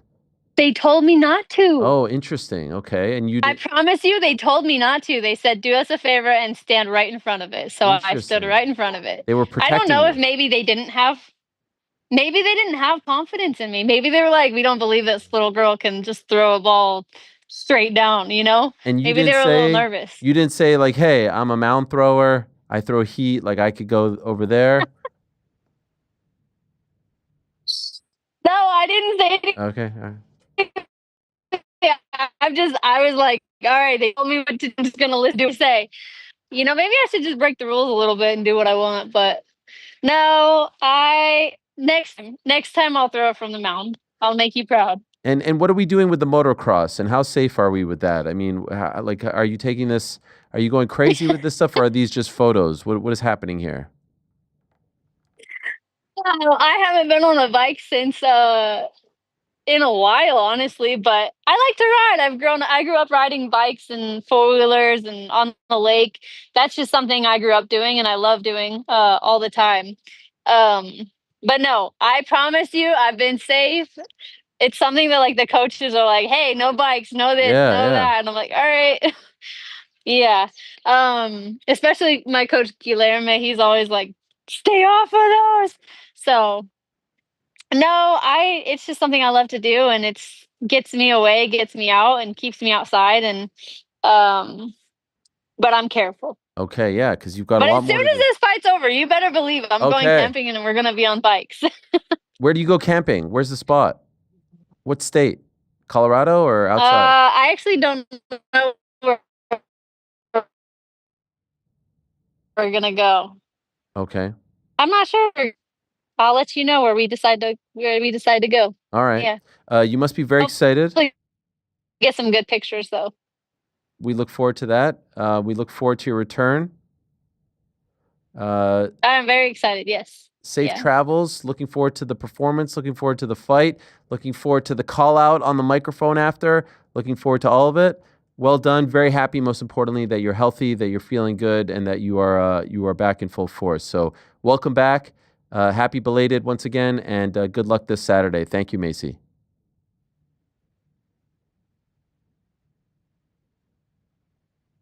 Thank you. There she is, the great Maycee Barber, joining us back and healthy. Sometimes when you do those interviews where there's a delay, it's like when you watch the news, like the cable, news networks, whether it's CNN, Frank's favorite, Fox News, Jordan's favorite, MSNBC, and they're in they're in the I'm actually on to Newsmax these days. Give it the program. they're in there it is. They're like they're in the Middle East and they're like, appreciate it. And then you have to wait like 10 seconds for the reply. Yeah. It's a tricky game. Yeah, there it is. I Yeah. love when Thanks they for having moved me, on Dan. to the second question and then they finally answer the first one. It's a tough one. It's also tough because usually when you're kind of having a conversation, you'll speak over each other, but then they'll like respond to something you said before, and it's like, you got to just shut up and let the thing kind of. I feel play like out. you sussed out the situation and adapted. Yeah, You yeah. handled it well. You got to adapt. But it is good that she is back. She says she's getting a title shot with a win. I'm curious to see how that plays out. And she seemed quite confident when she said that. Of course, there is Natalia Silva, who, as of right this moment, is ranked number 1. Shevchenko. I always think it's weird. I think the champion should be 1, if you ask me. But anyway, she's the number 1 contender. I like them. It would be bad for the UFC's optics if their champion was not 1. So I understand why by default you go champion 1 for the You think external that's why parties. they do that? I never thought of that. For sure. Imagine Because- like Bilal was ranked 7th. Would when he was Hamza champ. not be ahead of DDP? He's a betting Yeah. favorite, right? There'd be people who would be ranking him number 1. So you get into situations like that. I think it makes sense to go, okay, champ, this is the person you're all chasing, and then Okay. rankings under. Well, Natalia's 1. Fiorot is 2. She just lost. Grasso is 3. 2 losses to the champ. Blanchfield, Barber, 4-5. So this is a proper, top 5. Yeah, I feel like Natalia Silva gets it. Then there's also Zhang Weili. By the way, I liked my Barber versus Silva fight. Yeah, If they book Zhang versus Which is, I mean, Chevy. yeah. if they do that, that's Down. the perfect They're resolution. not going to both wait. Because That's if they book that fight, those two are fighting in the fall, right? And then Barber's going to wait for the winner of that. Yeah, that's a. I mean, she may winner be of that, then it could be Natalia Silva. Yeah. It's a rightful number one contender fight too. Silva Barber on that card. Yeah, I said my hot take last week. I want to say like we don't have enough times where it's like, yeah, I know they're both on the rise. I know they can both get a title shot, but make them fight and let's see who gets it. Yeah, I like that fight. If she wins, Jasmine right there too, number 6. Jasmine's right there. If they give it to Silva, then maybe they do Barber Jasmine. Barber definitely wouldn't like that. I was thinking of mentioning Jasmine, but I was like, oh, she didn't like. What the do you Silva do if one. Blanchfield wins? Same spot. All right. Yeah, we're just leaning towards her right now, but I kind of feel like they're in the same spot. No, I mean Barber's on a longer winning streak, but that would be 2 in a row. Was she gifted? You think she was gifted against Rose? It was a close fight. I don't know. I'd be lying if I said I remember all the details from that. Was that fight. Denver last July? Yeah. Yeah. What does that mean? What does that mean? They're like, yeah. Main event? Top of your head? It was the main event for sure. Oh, you know what? I was asking you what was the main event. I remember now. It's tough. It was July because that was towards the end of our time at Vox. Yeah. I was getting ready. I remember that card fondly. You were watching it in the A. I got up and had a Denver omelet. You know what I lied? Did you really? No. It was a 5-rounder, but it wasn't the main event. Wow. Do you remember the main event? No, clearly not, because I just asked you. Brandon Moreno and Amir Albazi. Yeah. Wow. In Denver, huh? No. Edmonton. No. I lied again. That's wrong. Yes. I was thinking that didn't sound right. Not a single thing you guys just said in the last 3 minutes has been true. She fought Tracy Cortez in Who fought Tracy Cortez? Rose did. In the main event? No. That was the Denver fight. Wait, so what? That was the Denver So fight. who did Rose fight on July 13th? Tracy Cortez. Oh, in the main event. In the main event. Oh, that's yes. right. Okay. Fuck. That's right. Yes, Tracy Cortez. There it is, July 13th. That was a great one. Rose and Blanchfield were not the main event. And they this is the one where Tracy had to cut her hair. Yeah. We were just talking about Hashtag that. science. Yes. Hashtag science. She's holding the hair on the scale. Okay. Well, we figured it all out. Looking forward to that. That's this Saturday. By the way, also this Saturday at one of the all-time great venues here in America, one of my favorites, which doesn't really host that much MMA these days, but certainly still hosts a lot of boxing. To me, it will always be the Mandalay Bay Event Center. It's now the Michelob Ultra Arena at Mandalay Bay Resort and Casino. It's in Las Vegas. It's the return of PBC, but it's not on Amazon pay-per-view. It's not on Prime pay-per-view. It's just on Amazon Prime. So if you're a subscriber, and let's be honest, most people on this planet are subscribers to Amazon Prime. You know, where you get your toilet paper, your toothpaste, your toothbrush, your gadgets, your Mother's Day presents, or what have you. That will be this Saturday, airing. I say for free. It's not really for free, but it just comes with the subscription. A really great card, headlined by the return of one of our favorites. They call him Sweet Hands Plant, Caleb Plant, returning to defend his WBA interim super middleweight championship. Also on the card, Jamal Charlo. Are they doing this to book them against each other later this year? We shall see. For now, though, let us say hello to our old friend Caleb Plant, and I stress old friend because we do go way back, Caleb and I. He may not remember this. It wasn't very impactful in his life, but it still means something to me. Caleb, how are you? Are you doing okay? Man, doing well, brother. Appreciate you having me on. You remember the first time we met, right? Unfortunately, yeah. Wow. I'm just playing, bro. It's one of the all-time worst moments of my life, certainly as a broadcaster. One of the most. We were trying to dap it up. Well, we have the footage, Caleb, and actually, I think that I was in the right and you were in the wrong because, like, I went in there and then you pulled back. You know what I mean? Why'd you pull back on me? And look at this. Here I am. I'm ready to go. I lock eyes with you. You didn't follow through on the end though, right here. What happened? What happened? You didn't follow through. I thought that slow mo. Do we got slow mo? You pulled back on me. No. No? Bruno and Pierce had it right, but yeah, it's they did. It's all right. Well, you know what? I appreciate it. It made me feel like you wanted that connection with me, but I just wasn't ready for it. in due time. By the way, what about the fact that you do all these interviews with all these shoes behind you, just sort of like rubbing it in everyone's face that you have all these shoes and we don't? Look at this. Wow. How many you have there? That is a setup and a half. Yo, wow. To the ceiling, huh? What's the prized possession? Like, what's the number one right there? I got some 1985 Air Jordan 1s, Chicago. And I got some 1985 Bred ones. And that's the year that, the Air Jordan 1 was invented in 1985. So I'd say those are probably my two top. Now, wait a second. When you say 1985, so obviously they've made these a million times. Are you talking about like produced in 1985? Yeah. You want me to snag them? Yes. Wow. How much were those? A couple G's? Let me see. You ever wear them? Oh, yeah. Yeah. I respect that. Come on now. Shoes are made to be worn, right? Oh, those are nice. Wow. Look at those.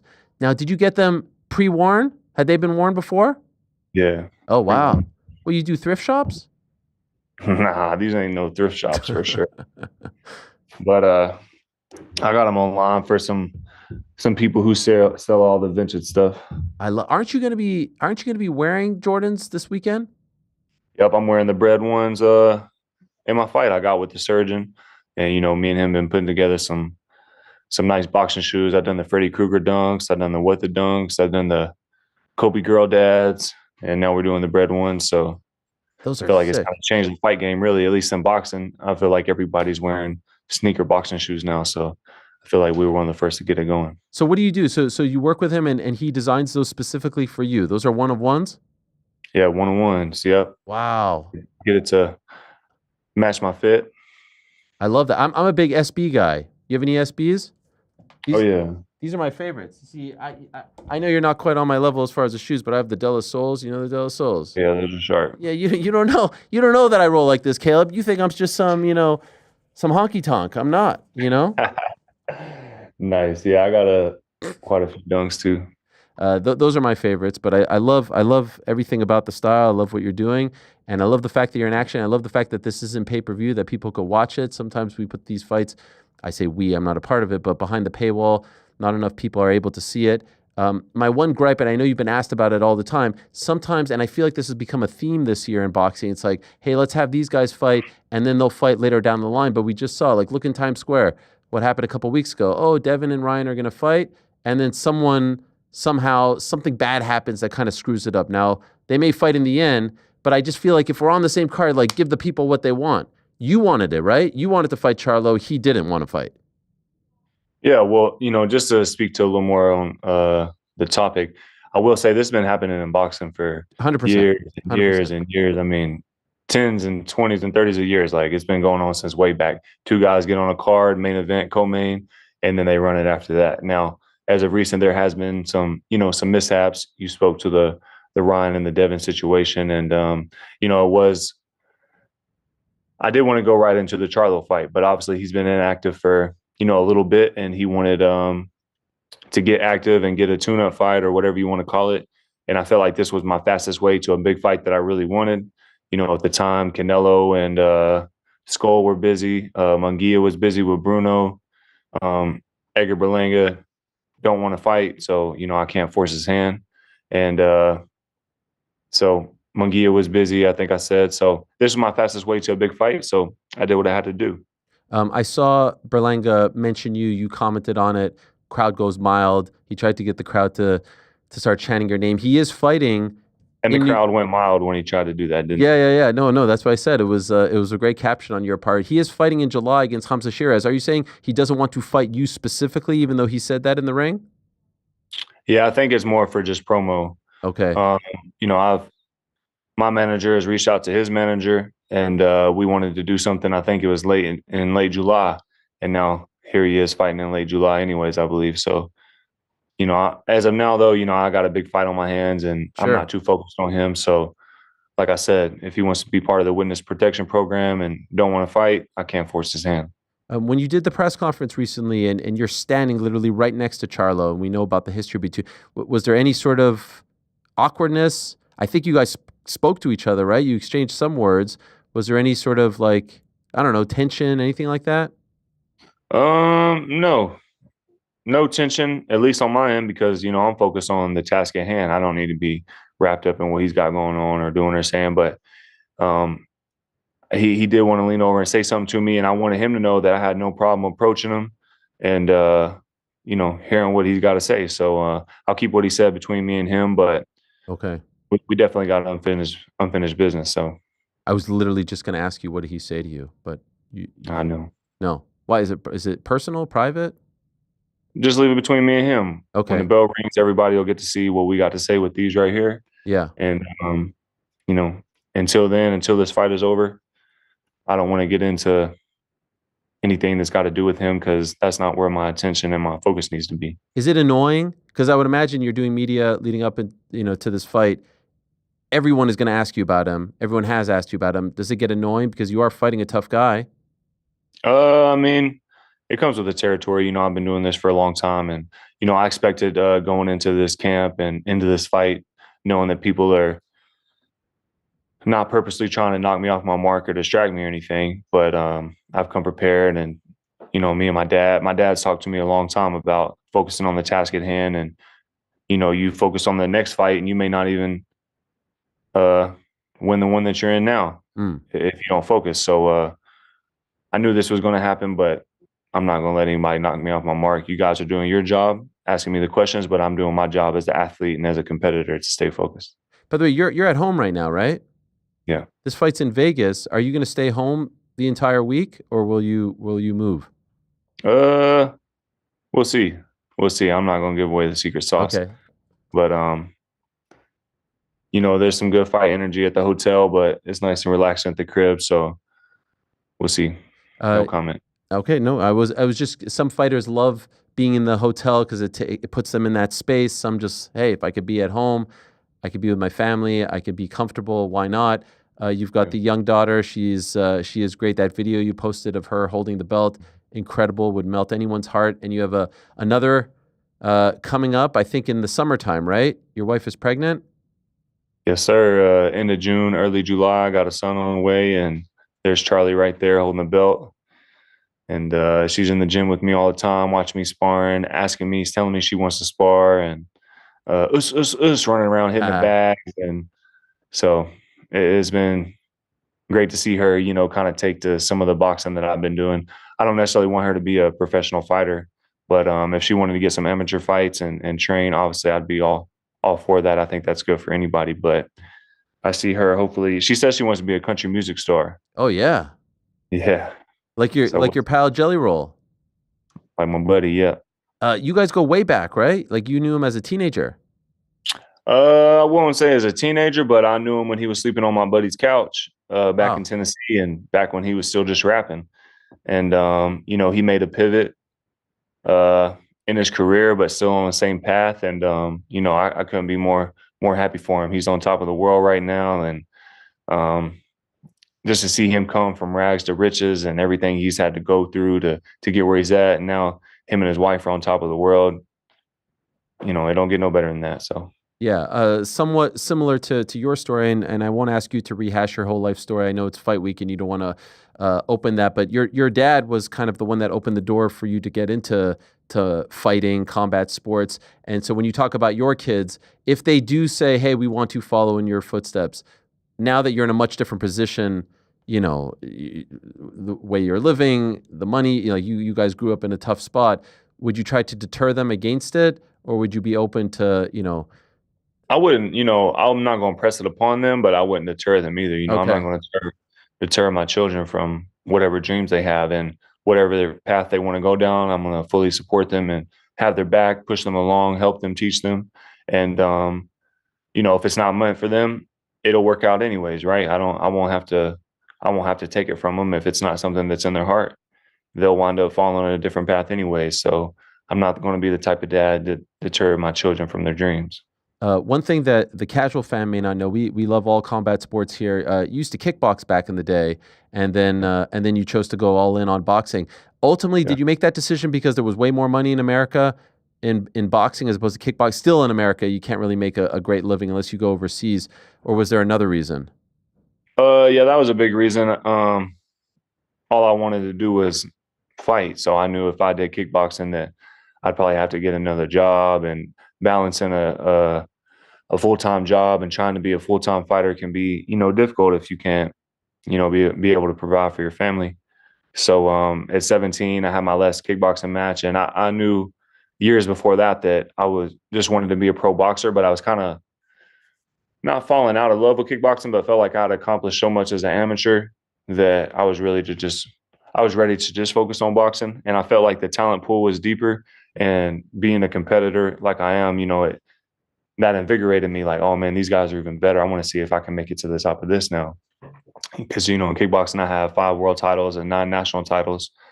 And just felt like I wanted to be Roy Jones, at the time, really like watching all his highlights. And like I said, I didn't want to do anything else. So yeah, that was a big factor.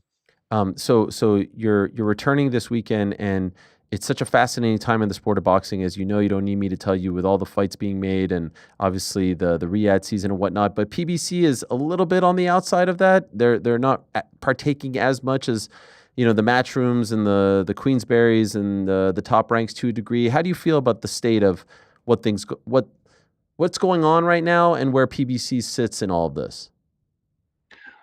Yeah, I think it's a great time. A lot of big fights have been getting made. I feel like I'm a front runner on that, as far as like getting big fights made, and hopefully encouraging other people in the sport to put their best foot forward on fighting the best. And then as far as PBC, I'm happy with how things are going for me. I've been able to get all the big fights that I want. I've been able to be able to provide for my family, and these next 2 fights on my list are no different. I'm going to be staying busy. I'm fighting twice this year. 2 fights that are good for me, especially at the end of the year. A big fight that I want, and I'm happy with my pockets. So that second fight that you're talking about is Charlo, right? Yeah. Is that so long as he handles his business? So is it one of those where if he slips, the fight's off? Like if he loses, because sometimes it's like, because we may still get Haney and Garcia. How do you feel? I can't say for sure. I haven't really thought past May 31st, honestly. And okay. I definitely haven't given it too much thought on if Charlo wins or loses. And again, that's between him and Thomas Lamana. They got to figure that out. It's my job to go in May 31st and get my hand raised in impressive fashion. And it's his job to go out there and try and do the same. And if he does, then we have a fight. And if not, then, we'll figure something out. I'm not sure. I haven't thought that far. Can I ask, just because you know Canelo Crawford, do you give Crawford a shot? I give him a shot. I don't know who wins, and obviously there's weight classes for a reason, right? But at the same time, Terrence is a special person, special ability, special mental fortitude, special strength. And, you can't put too much past Terrence Crawford, especially once he got his mind made up and really wants it. So we'll see. I think both have things that fall in their favor, but that's what makes this so interesting, right? That's why everybody's going to tune in to see what's going to happen. And when it's 2 special fighters like this, I think it's most fair to just let the bell ring and let them handle it. Sure. Canelo's last performance was historically one, maybe not for the record books, right? Like in terms of the output and the action. What do you make of the state of his career right now in terms of like what we're seeing out of him? Do you think, given what we've seen as of late, this could be the last one? There's nothing left to do? Well, I know he's got like a 4-fight deal. Sure. But he could walk away, right? Yeah, he could, so we'll see. I can't say for sure. I feel like he was really at his peak when me and him fought, for Undisputed at 68. And I kind of figured that the Skull Canelo fight was going to go that way because, I've heard Canelo say in interviews, like, I don't like to fight people who just run around the whole time. And I know that Skull, seeing some of his fights and knowing he's a Cuban, was just going to be on his bike the whole night, moving around. And, at this point in his career, Canelo may not be interested in, changing gears and, trying to really get to him. But at the same time, Skull's got really good footwork and, it's a lot easier said than done, cutting the ring off on somebody like that. So, but I feel like this Crawford Canelo matchup will be a lot more fan friendly. Buzz not just going to be running around the ring for 12 rounds. I can assure you that that's not in his blood, and obviously not Canelo's either. So I think it's going to be a fan friendly fight. For those that are unfamiliar with Armando Resendiz, your opponent this weekend, 15-2, 11 knockouts. What are you expecting from him?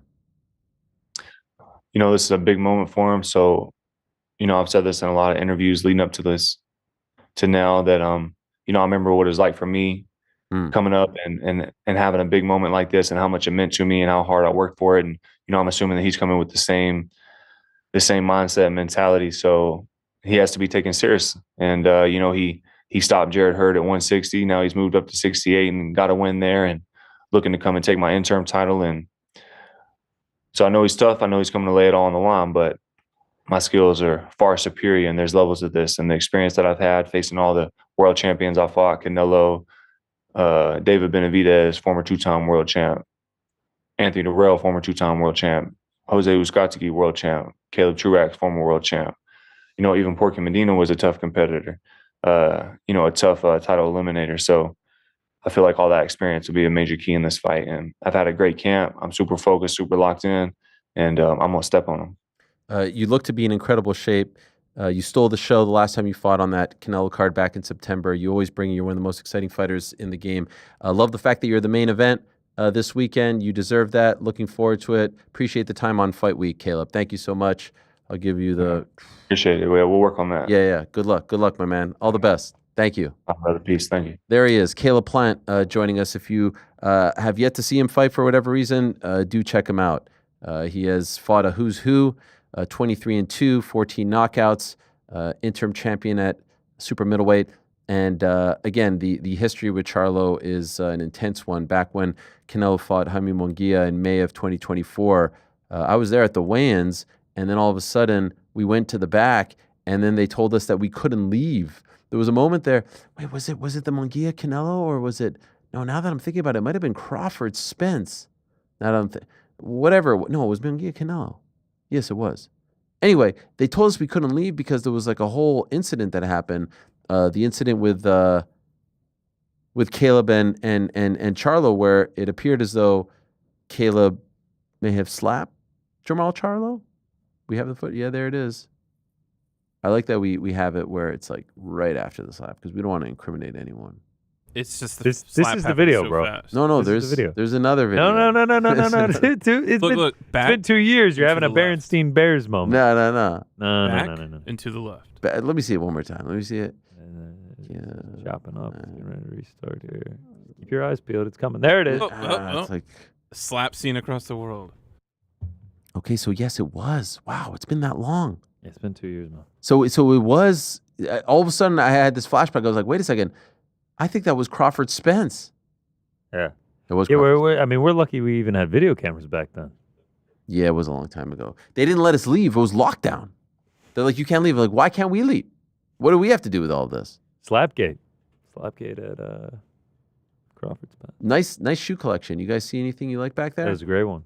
He's rocking those Jordans. He's making them custom. That's pretty cool. Now, Amanda Serrano wears Jordans, but she doesn't turn them into boxing shoes. Yeah, I like that. She just wears Jordans. When you're the GOAT, you don't have to. No, we're talking about Amanda, not Clarissa. Oh, wow. I tried to talk on. I said like I ain't no honky tonk. I don't know if you like. Yeah, he wasn't down with that. I was trying to speak his language. He smirked. Do we have arguments for the GOAT from every corner? Oh yeah, there's no argument. There's Amanda Serrano. There's quite Clarissa obvious. Shields. There's Katie Taylor. There's only one. Oh yeah, that's right. All don't get sued. It's the don't get sued. conviction that you say it with, Rick. That just makes you it keep creepy. you keep talking like that. You're gonna get sued. There's Rick, only one. I noticed that you posted your picture with the Larry O'Brien trophy, but no post for the quote. Interesting. Keeps that one in his wallet. Here's the fun fact about the quote picture. Yeah, I took it. Helwani goes, you Yes. got to take the picture. I never ask anybody for that's photos. so crazy. I never ask anybody for photos, including the quote. Wow. You got to enjoy the quote. memories. By the What way, she liked, You've I'll tell you never this. come in the studio when a guest is leaving. This is the one time you come in. That's not She even liked. true. She liked when I. Yeah, that's not true. That's crazy. She liked when I said that I'm on the right side of history. She Oh liked yeah, that she line. did like that. She did like that. Shout out Didn't to like Bo. the breakfast at Barney's. No, well, she felt like you let her down. Yeah. She thought you were It one is. of her. She asked.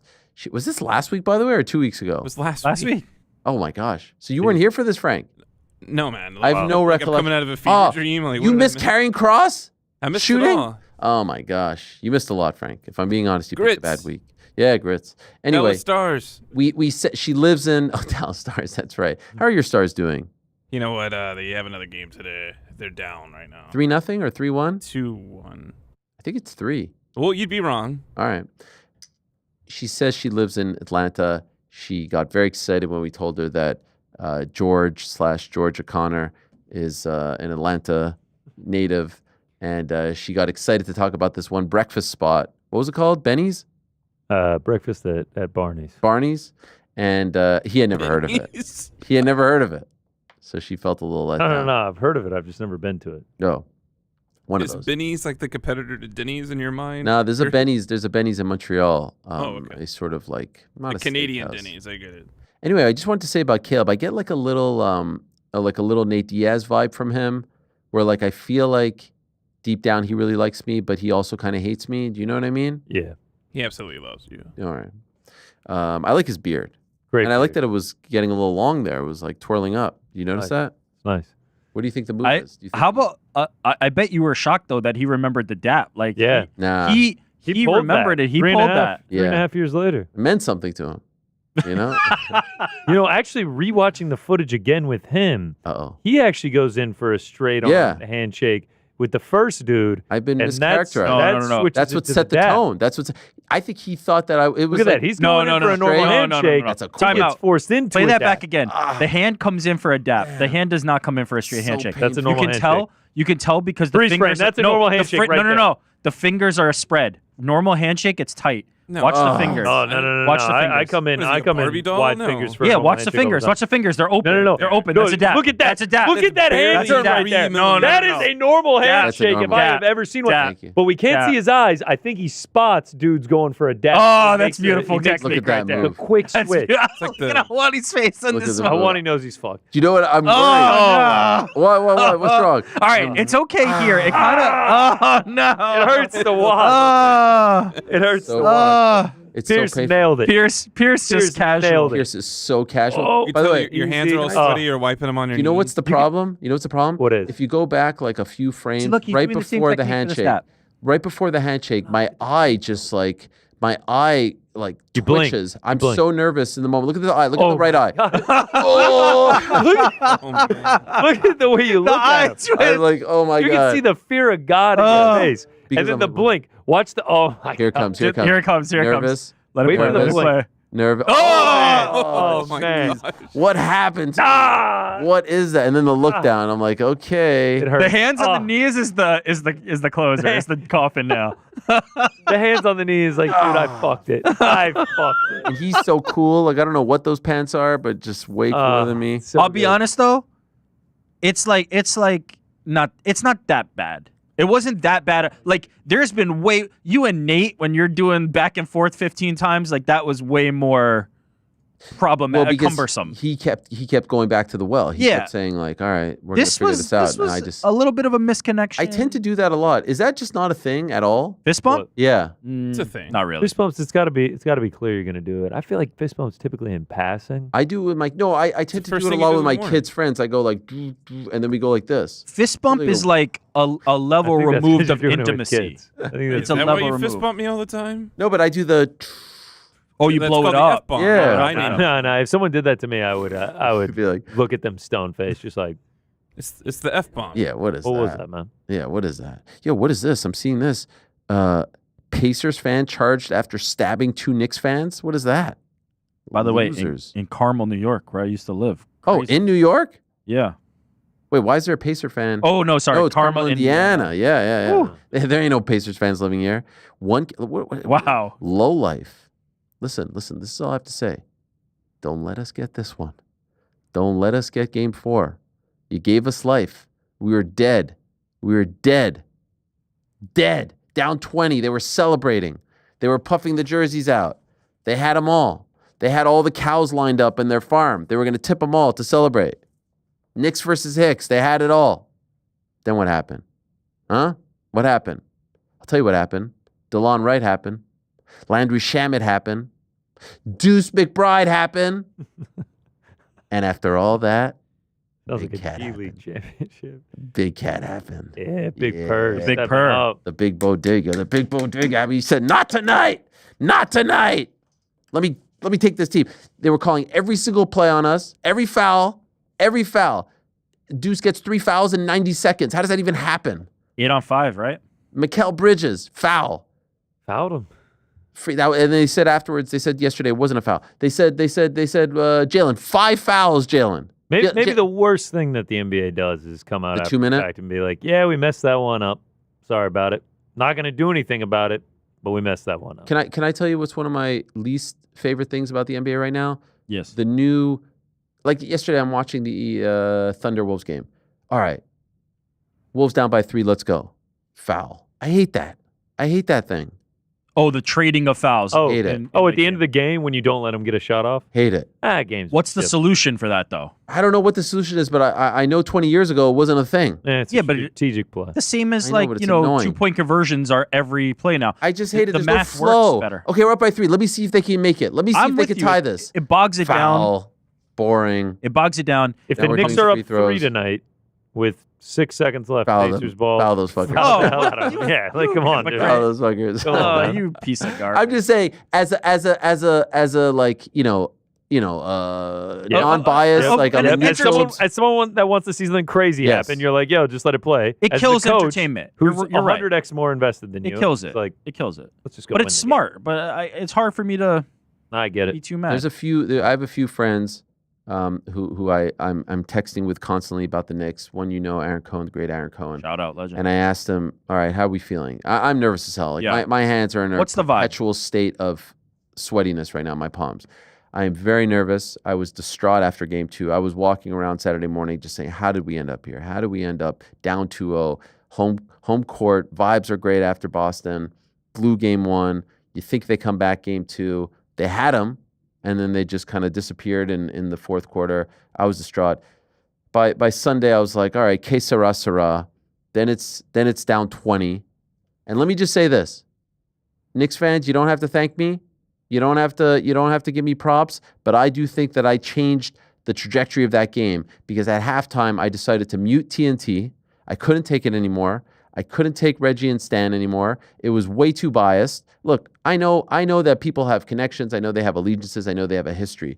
But what's going on in that broadcast is a total sham, and I can't wait for the NBA to get off TNT. I went from loving it to despising it. I can't wait.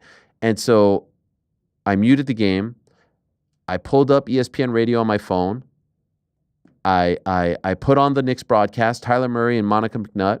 I had to time it. I had to line it up because they were a little bit delayed. And once I got it, my kids and I were on cloud 9. Even down 20 in the third, I was like, this is such a more enjoyable experience. I just want to hear my guys. I don't want to hear people pretending to be, unbiased when they're clearly biased. And I don't want to hear biased commentary. And everything changed. Everything changed. And so we got that one. By the way, there is no greater feeling, I don't know if you guys agree, when a team of yours wins a big game. I saw someone say this, and it couldn't be more true. It is euphoric. Climb into your bed, all cozy, and you just rewatch everything. Does anyone else do this? I rewatch everything. I look through the tweets. I rewatch the highlights. I look at key moments. I look at key commentary. I wish I could simulate today's game now, know the result, and then just sit back and watch it. Because I feel pretty good. I don't think we're back, by the way.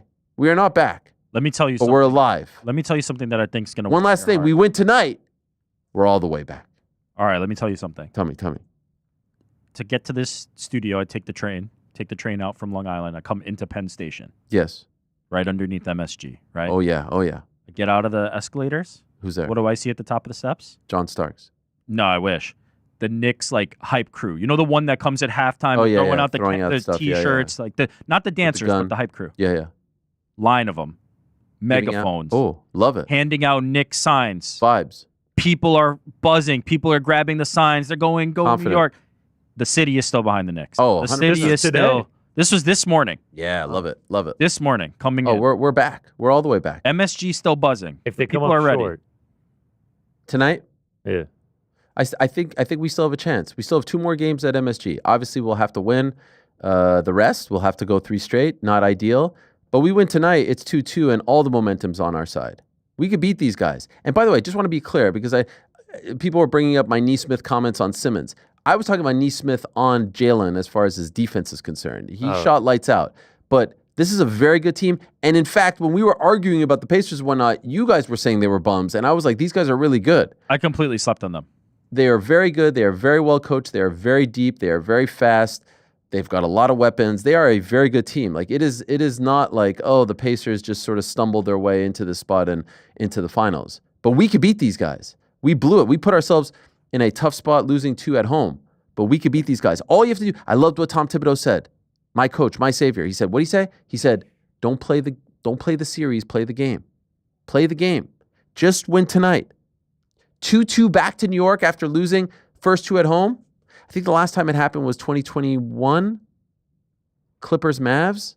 If I'm not mistaken, a team losing 2 at home and then coming back to win the series. Never happened in the 79-year history of the NBA. Down 2-0 after 2 games at home and win the series. Never happened. But also never happened, team up 14 with less than 3 minutes, losing a game in the playoffs. So, hey, we've already made 1 kind of history. Why not make 2? I feel good. I'm not ready for this to end. And what did I also say to my friend today? I said, you know what? It's May 27th, and we're still talking about New York Knicks basketball. Adversity is a privilege. Can we just go back and talk about the fact that you turned off the TV and that has saved the Knicks season? It's crazy. Trying to take credit for this? It was unbelievable. No, it was unbelievable. I told the boys, I said, watch what's going to happen. The vibes are going to be different. We're going to be rolling. We're going to be rocking. And all of a sudden, so when they changed. make the finals, everything changed. We're going to I'll tell you what, clip. We're going to start the game like this. I'm going to get it. It's going to be fantastic. It's going to be, I can't wait. Where were you when Helwani dreading. turned off the game? Where I were was you? dreading. Every game was pain. They are so biased. And by the way, I'm not one of these guys. I'm not one of these guys who who tweets Joe Buck and is like, oh, you love the Cardinals, or oh, you like the Cowboys, or stuff like that. I think that's crazy. They're out there doing a job. And I don't think that like any sort of executive is, doing the little puppet thing. In fact, they probably all want the big market teams to win.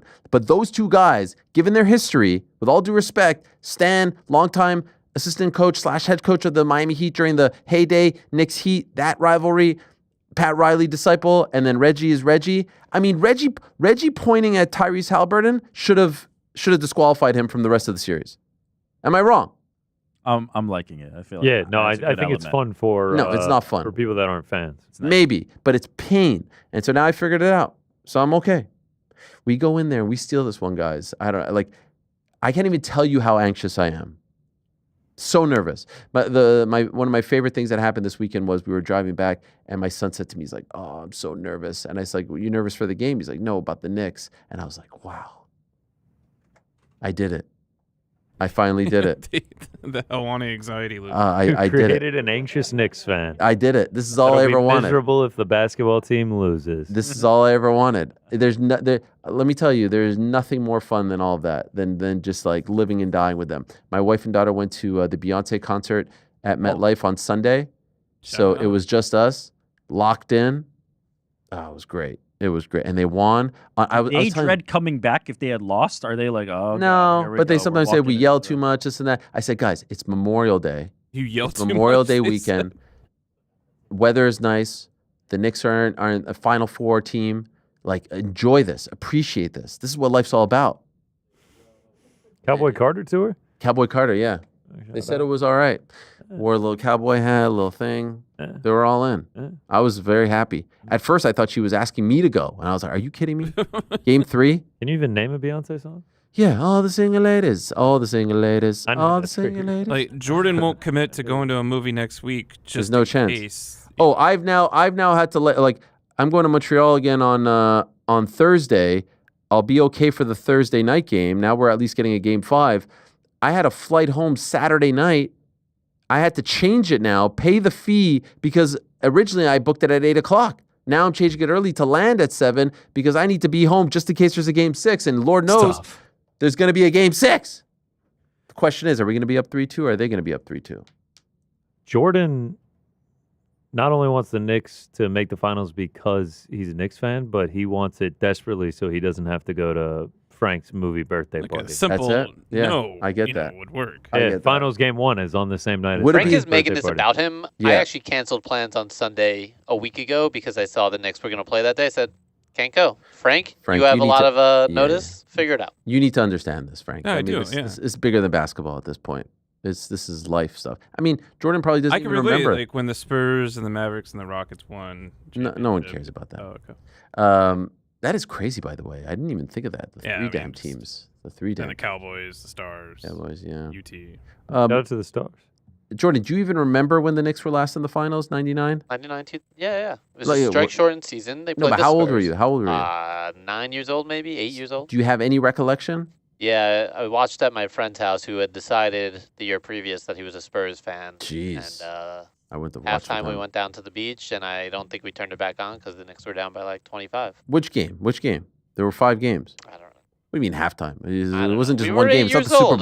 Bowl. I was This the only guy one who was really gatekeeping. into it. I'm just saying. Where were you? Where were you when we were down 2-0 and then we won I know game exactly 3? where I Same was guys when like- LJ had the 4-point play, though. I can tell you that. We all remember the last finals victory, even though Helwani was 1973, Yeah. Game 5 in LA, Great Not- Western Forum. not born for another 10 Game years. 3, Knicks Spurs. The one game we won was my high school graduation.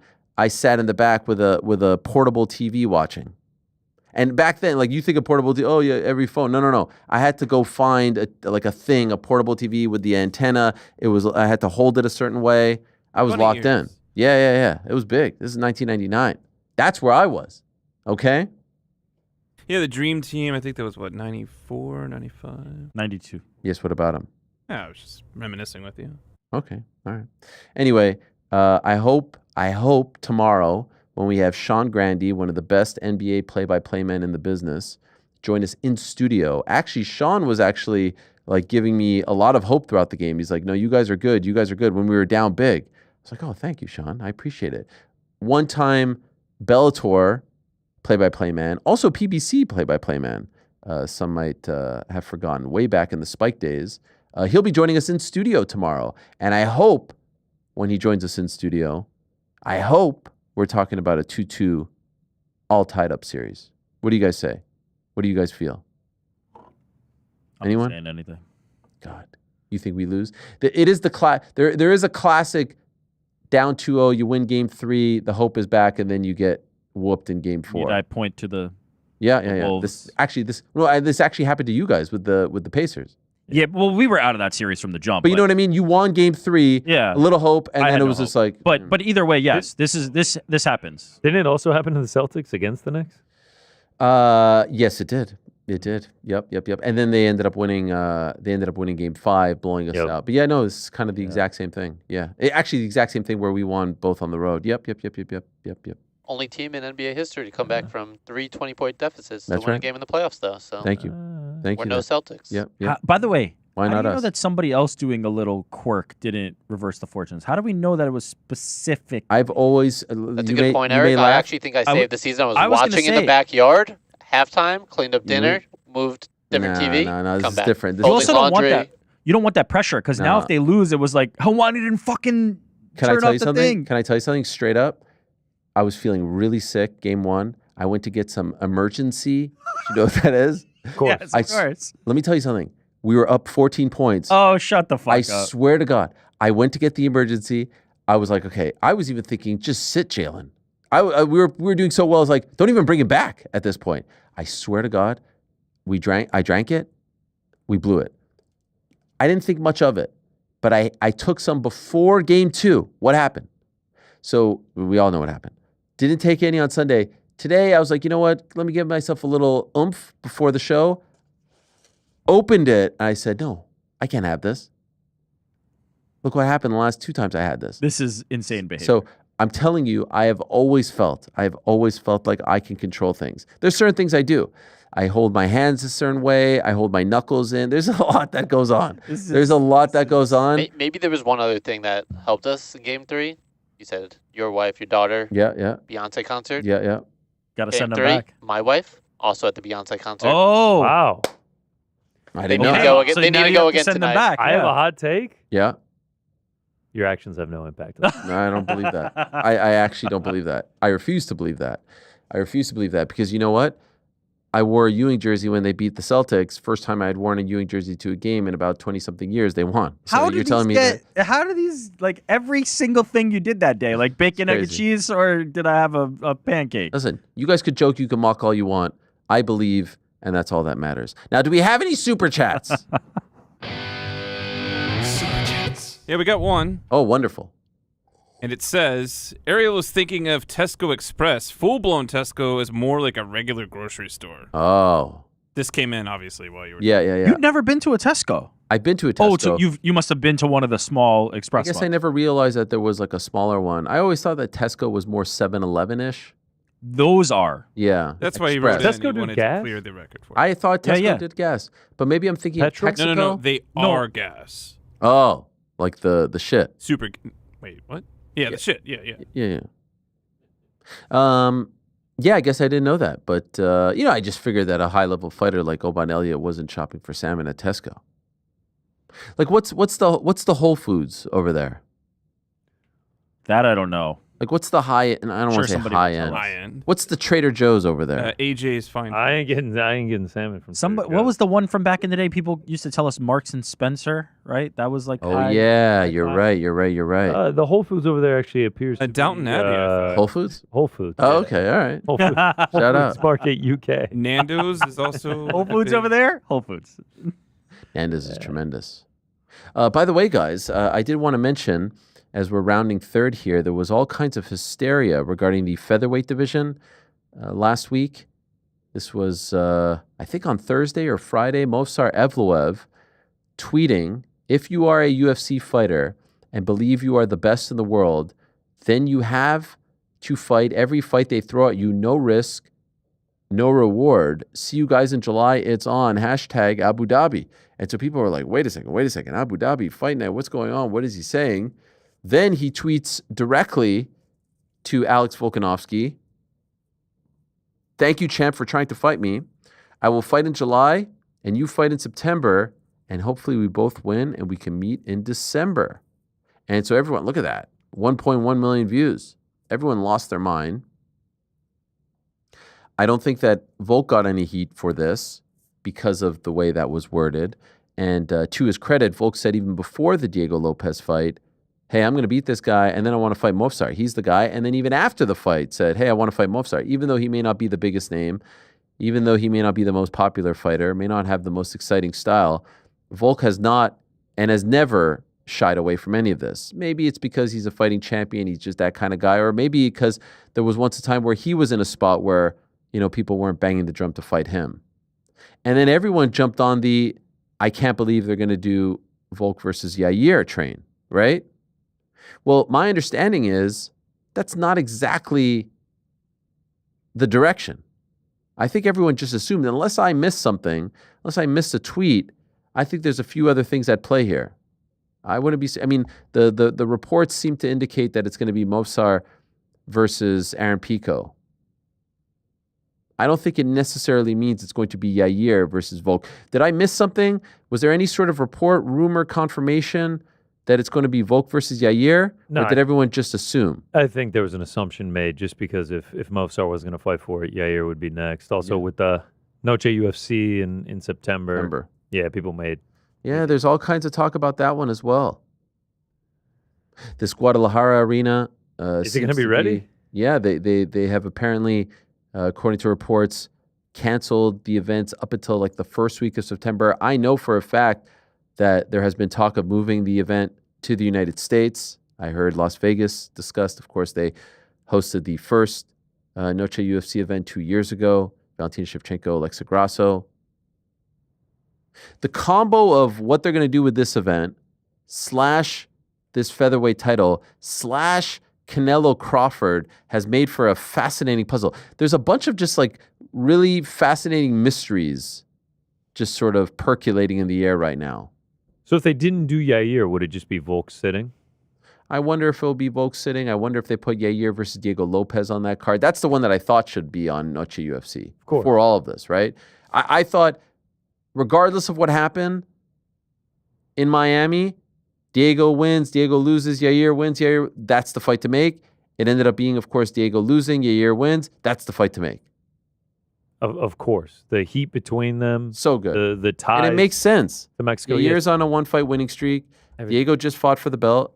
It makes sense. It would be blasphemy for Yair to get the title shot over Movsar if that is what ended up happening. I think the idea of that just had people so riled up. That's why there was so much stir about it on Twitter. Yeah, I wonder. Well, it was also the specificity of Movsar saying you fight in September. Yeah. You know, he's alluding to some, like, he's made this whole calculus make sense now for it to not be him and Volk to fight in September. Right, and with September you would assume it would be Yair just because it's Noche UFC. Yeah. He planted a seed there. He might be assuming there as well. Yeah. I think he is. Yeah. Now, Movsar versus Aaron Pico, if those reports are correct, and I will be honest, I did not look. You know, this holiday weekend, there's a lot going on. Knicks are playing. But, man, what a tough draw for Mr. Pico. Man, what a tough draw for Movsar.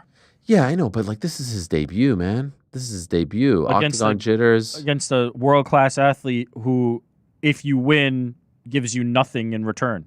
Just derails you from... Well, you can knock him off. A, the promotion loves you, and B, I mean, you can now claim, hey, I'm the guy.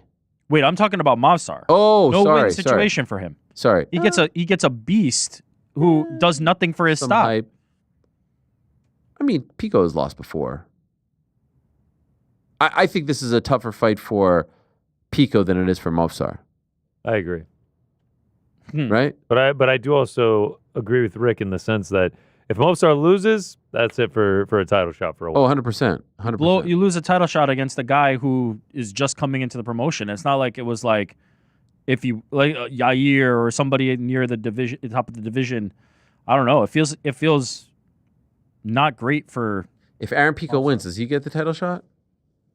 No, but I think he puts himself in good position. I don't know what you do at that point. There will be a shortage of serious contenders. I mean, if Aaron Pico wins, why not? Who would deserve it more?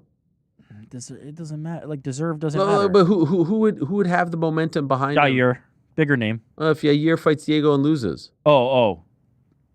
You know what I'm saying? I guess maybe. Yeah.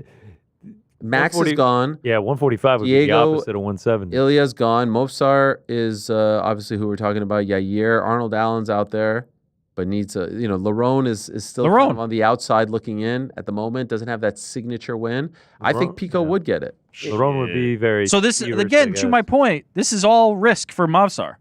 Oh, it's 1,000% risk. He should get the title shot right now. Movsar is tied for 4th with that year. Yeah. Undefeated in the UFC, undefeated period. 9-fight winning streak. And he has to take on some guy just debuting. Crazy. Yeah, Here's 1-2 in his last 3. Got finished by It's gangster. Don't get me wrong. Movsar's a stud for it, but I don't know. It's tough. Yeah, it's very tough. For sure. It's as they say. It's definitely tough. It's tough. Not as they say, as you say. You are the originator. It would be, for me, obviously thinking on the spot, for Aaron Pico would be one of the toughest debuts in UFC history. Would have to be up there, yeah. Yeah. You're coming into the promotion against him. Without a title on the line? Yeah, exactly. Like Asakura getting Pantoja is no easy task, but obviously the title is on the line. Man, that's a great question. What is the toughest debut ever? That's Gilbert, up there. did Melendez? No, Melendez. Melendez came into a title fight against Benson, right? Was that before the Diego Sanchez fight? Yes, I think it was before. Just fighting for a title kind of make it null that and changes void, it though, because that's different. Yeah, now you're the man. You're trying to unify this, that. The dudes that came over from WEC, some of the Strike Force. But in terms of like debuts, Aaron Pico against Movsar, I mean, he could fight a million guys, and he's fighting this killer. I mean, who makes a lot of people look bad? Pat Cummins against DC. Pat Cummins against DC was maybe it. was maybe it. That might be the toughest out ever. Is maybe it. Do you know that story, GC? No. Pat Cummins was 3-0, 4-0. I mean, just did not have a lot of fights at all. His manager, Ryan Parsons, would constantly tell me he can't get him a fight. What was he? What was he at that point? He was probably, I'm going to say 4-0. 3-0. 3-0. No, sorry, 4-0. 4-0. Can't get a fight, can't get a fight, can't get a fight, can't get a fight. He would tell me he had a couple. What was he doing like in those fights? He was winning all of them. First round knockout or first round finish in all 4 of them. Yeah, collegiate wrestler, some hype behind him. DC is supposed to fight Rashad Evans. The fight's in about 10 or so days. Rashad gets hurt. DC is devastated.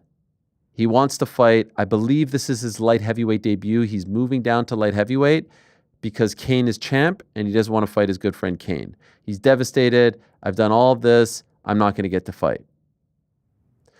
Ryan Parsons calls me and he's like, we need to get Pat this fight. This is the perfect opportunity. He'll sell this. There's a backstory. Pat was at the Olympic Training Center, Colorado Springs. He will sell the fact that he broke DC and made DC cry when they trained together. I'm like, he made DC cry.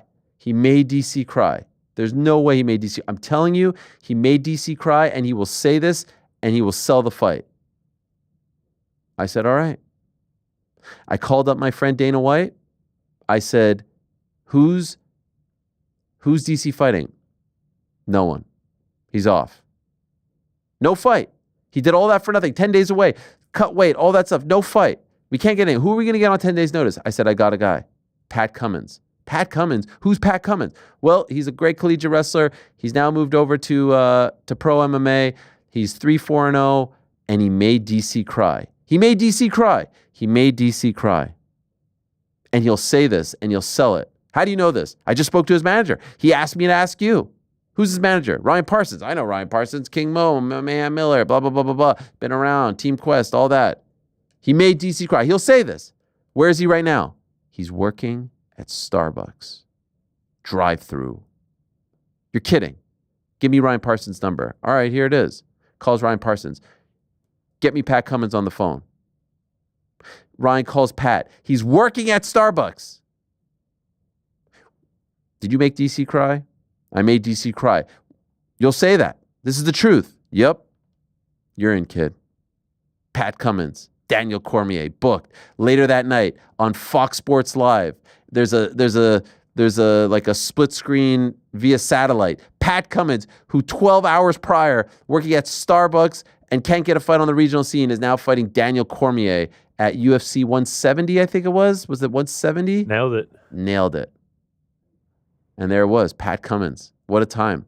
You know, a funny thing about UFC 170, UFC 168, I believe it was, Ronda Rousey against Miesha Tate. I'm doing the post show for Fox, and they post a picture that Gilbert Melendez is fighting Khabib Nurmagomedov at UFC 170.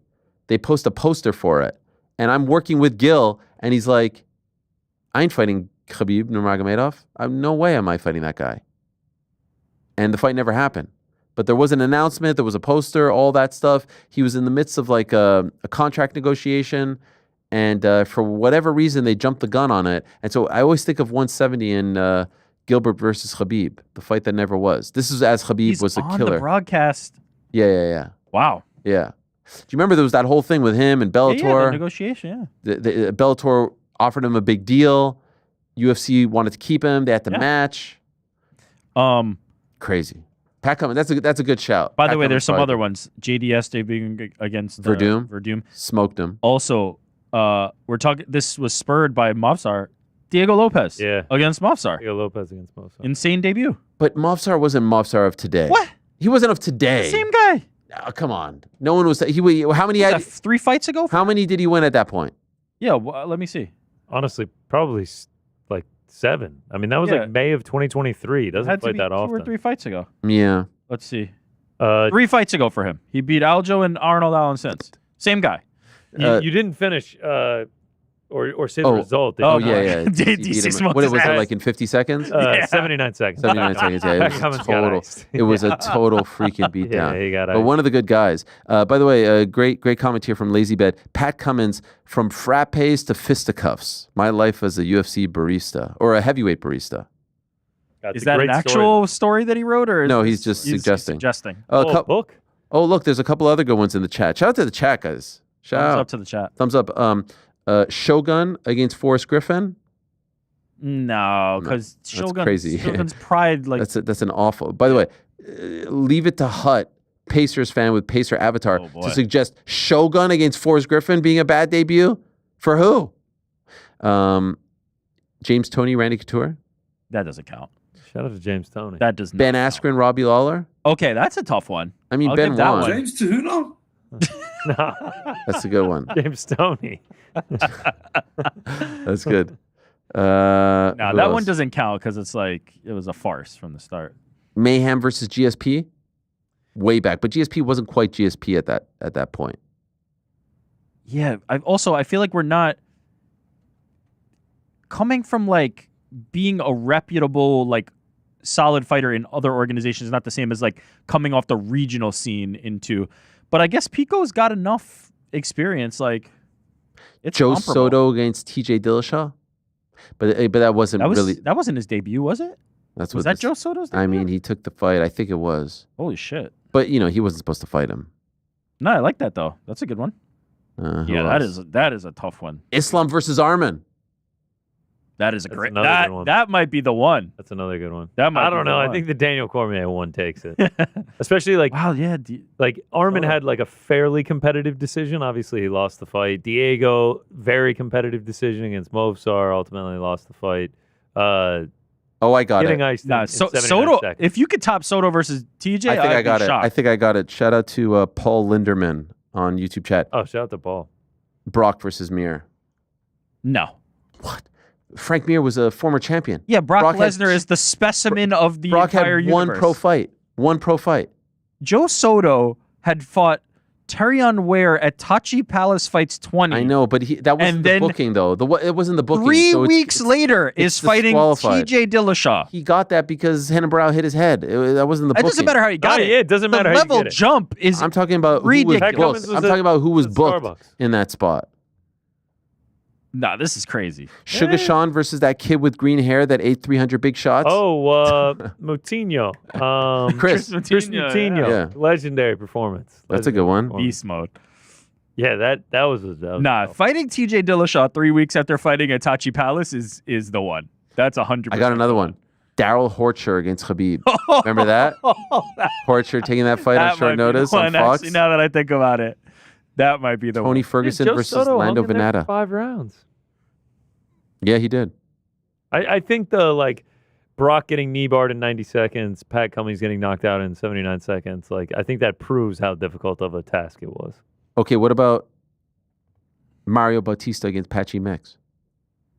Patchy's incoming? Yeah. No. Bautista could be champ. No. Could be. Isn't. Basil Hafez, JDM. Give Short him a good notice. fight, though. Don't hate that one. Anyway, it's a tough debut, but It's a tough debut. he's been around. He's done his thing.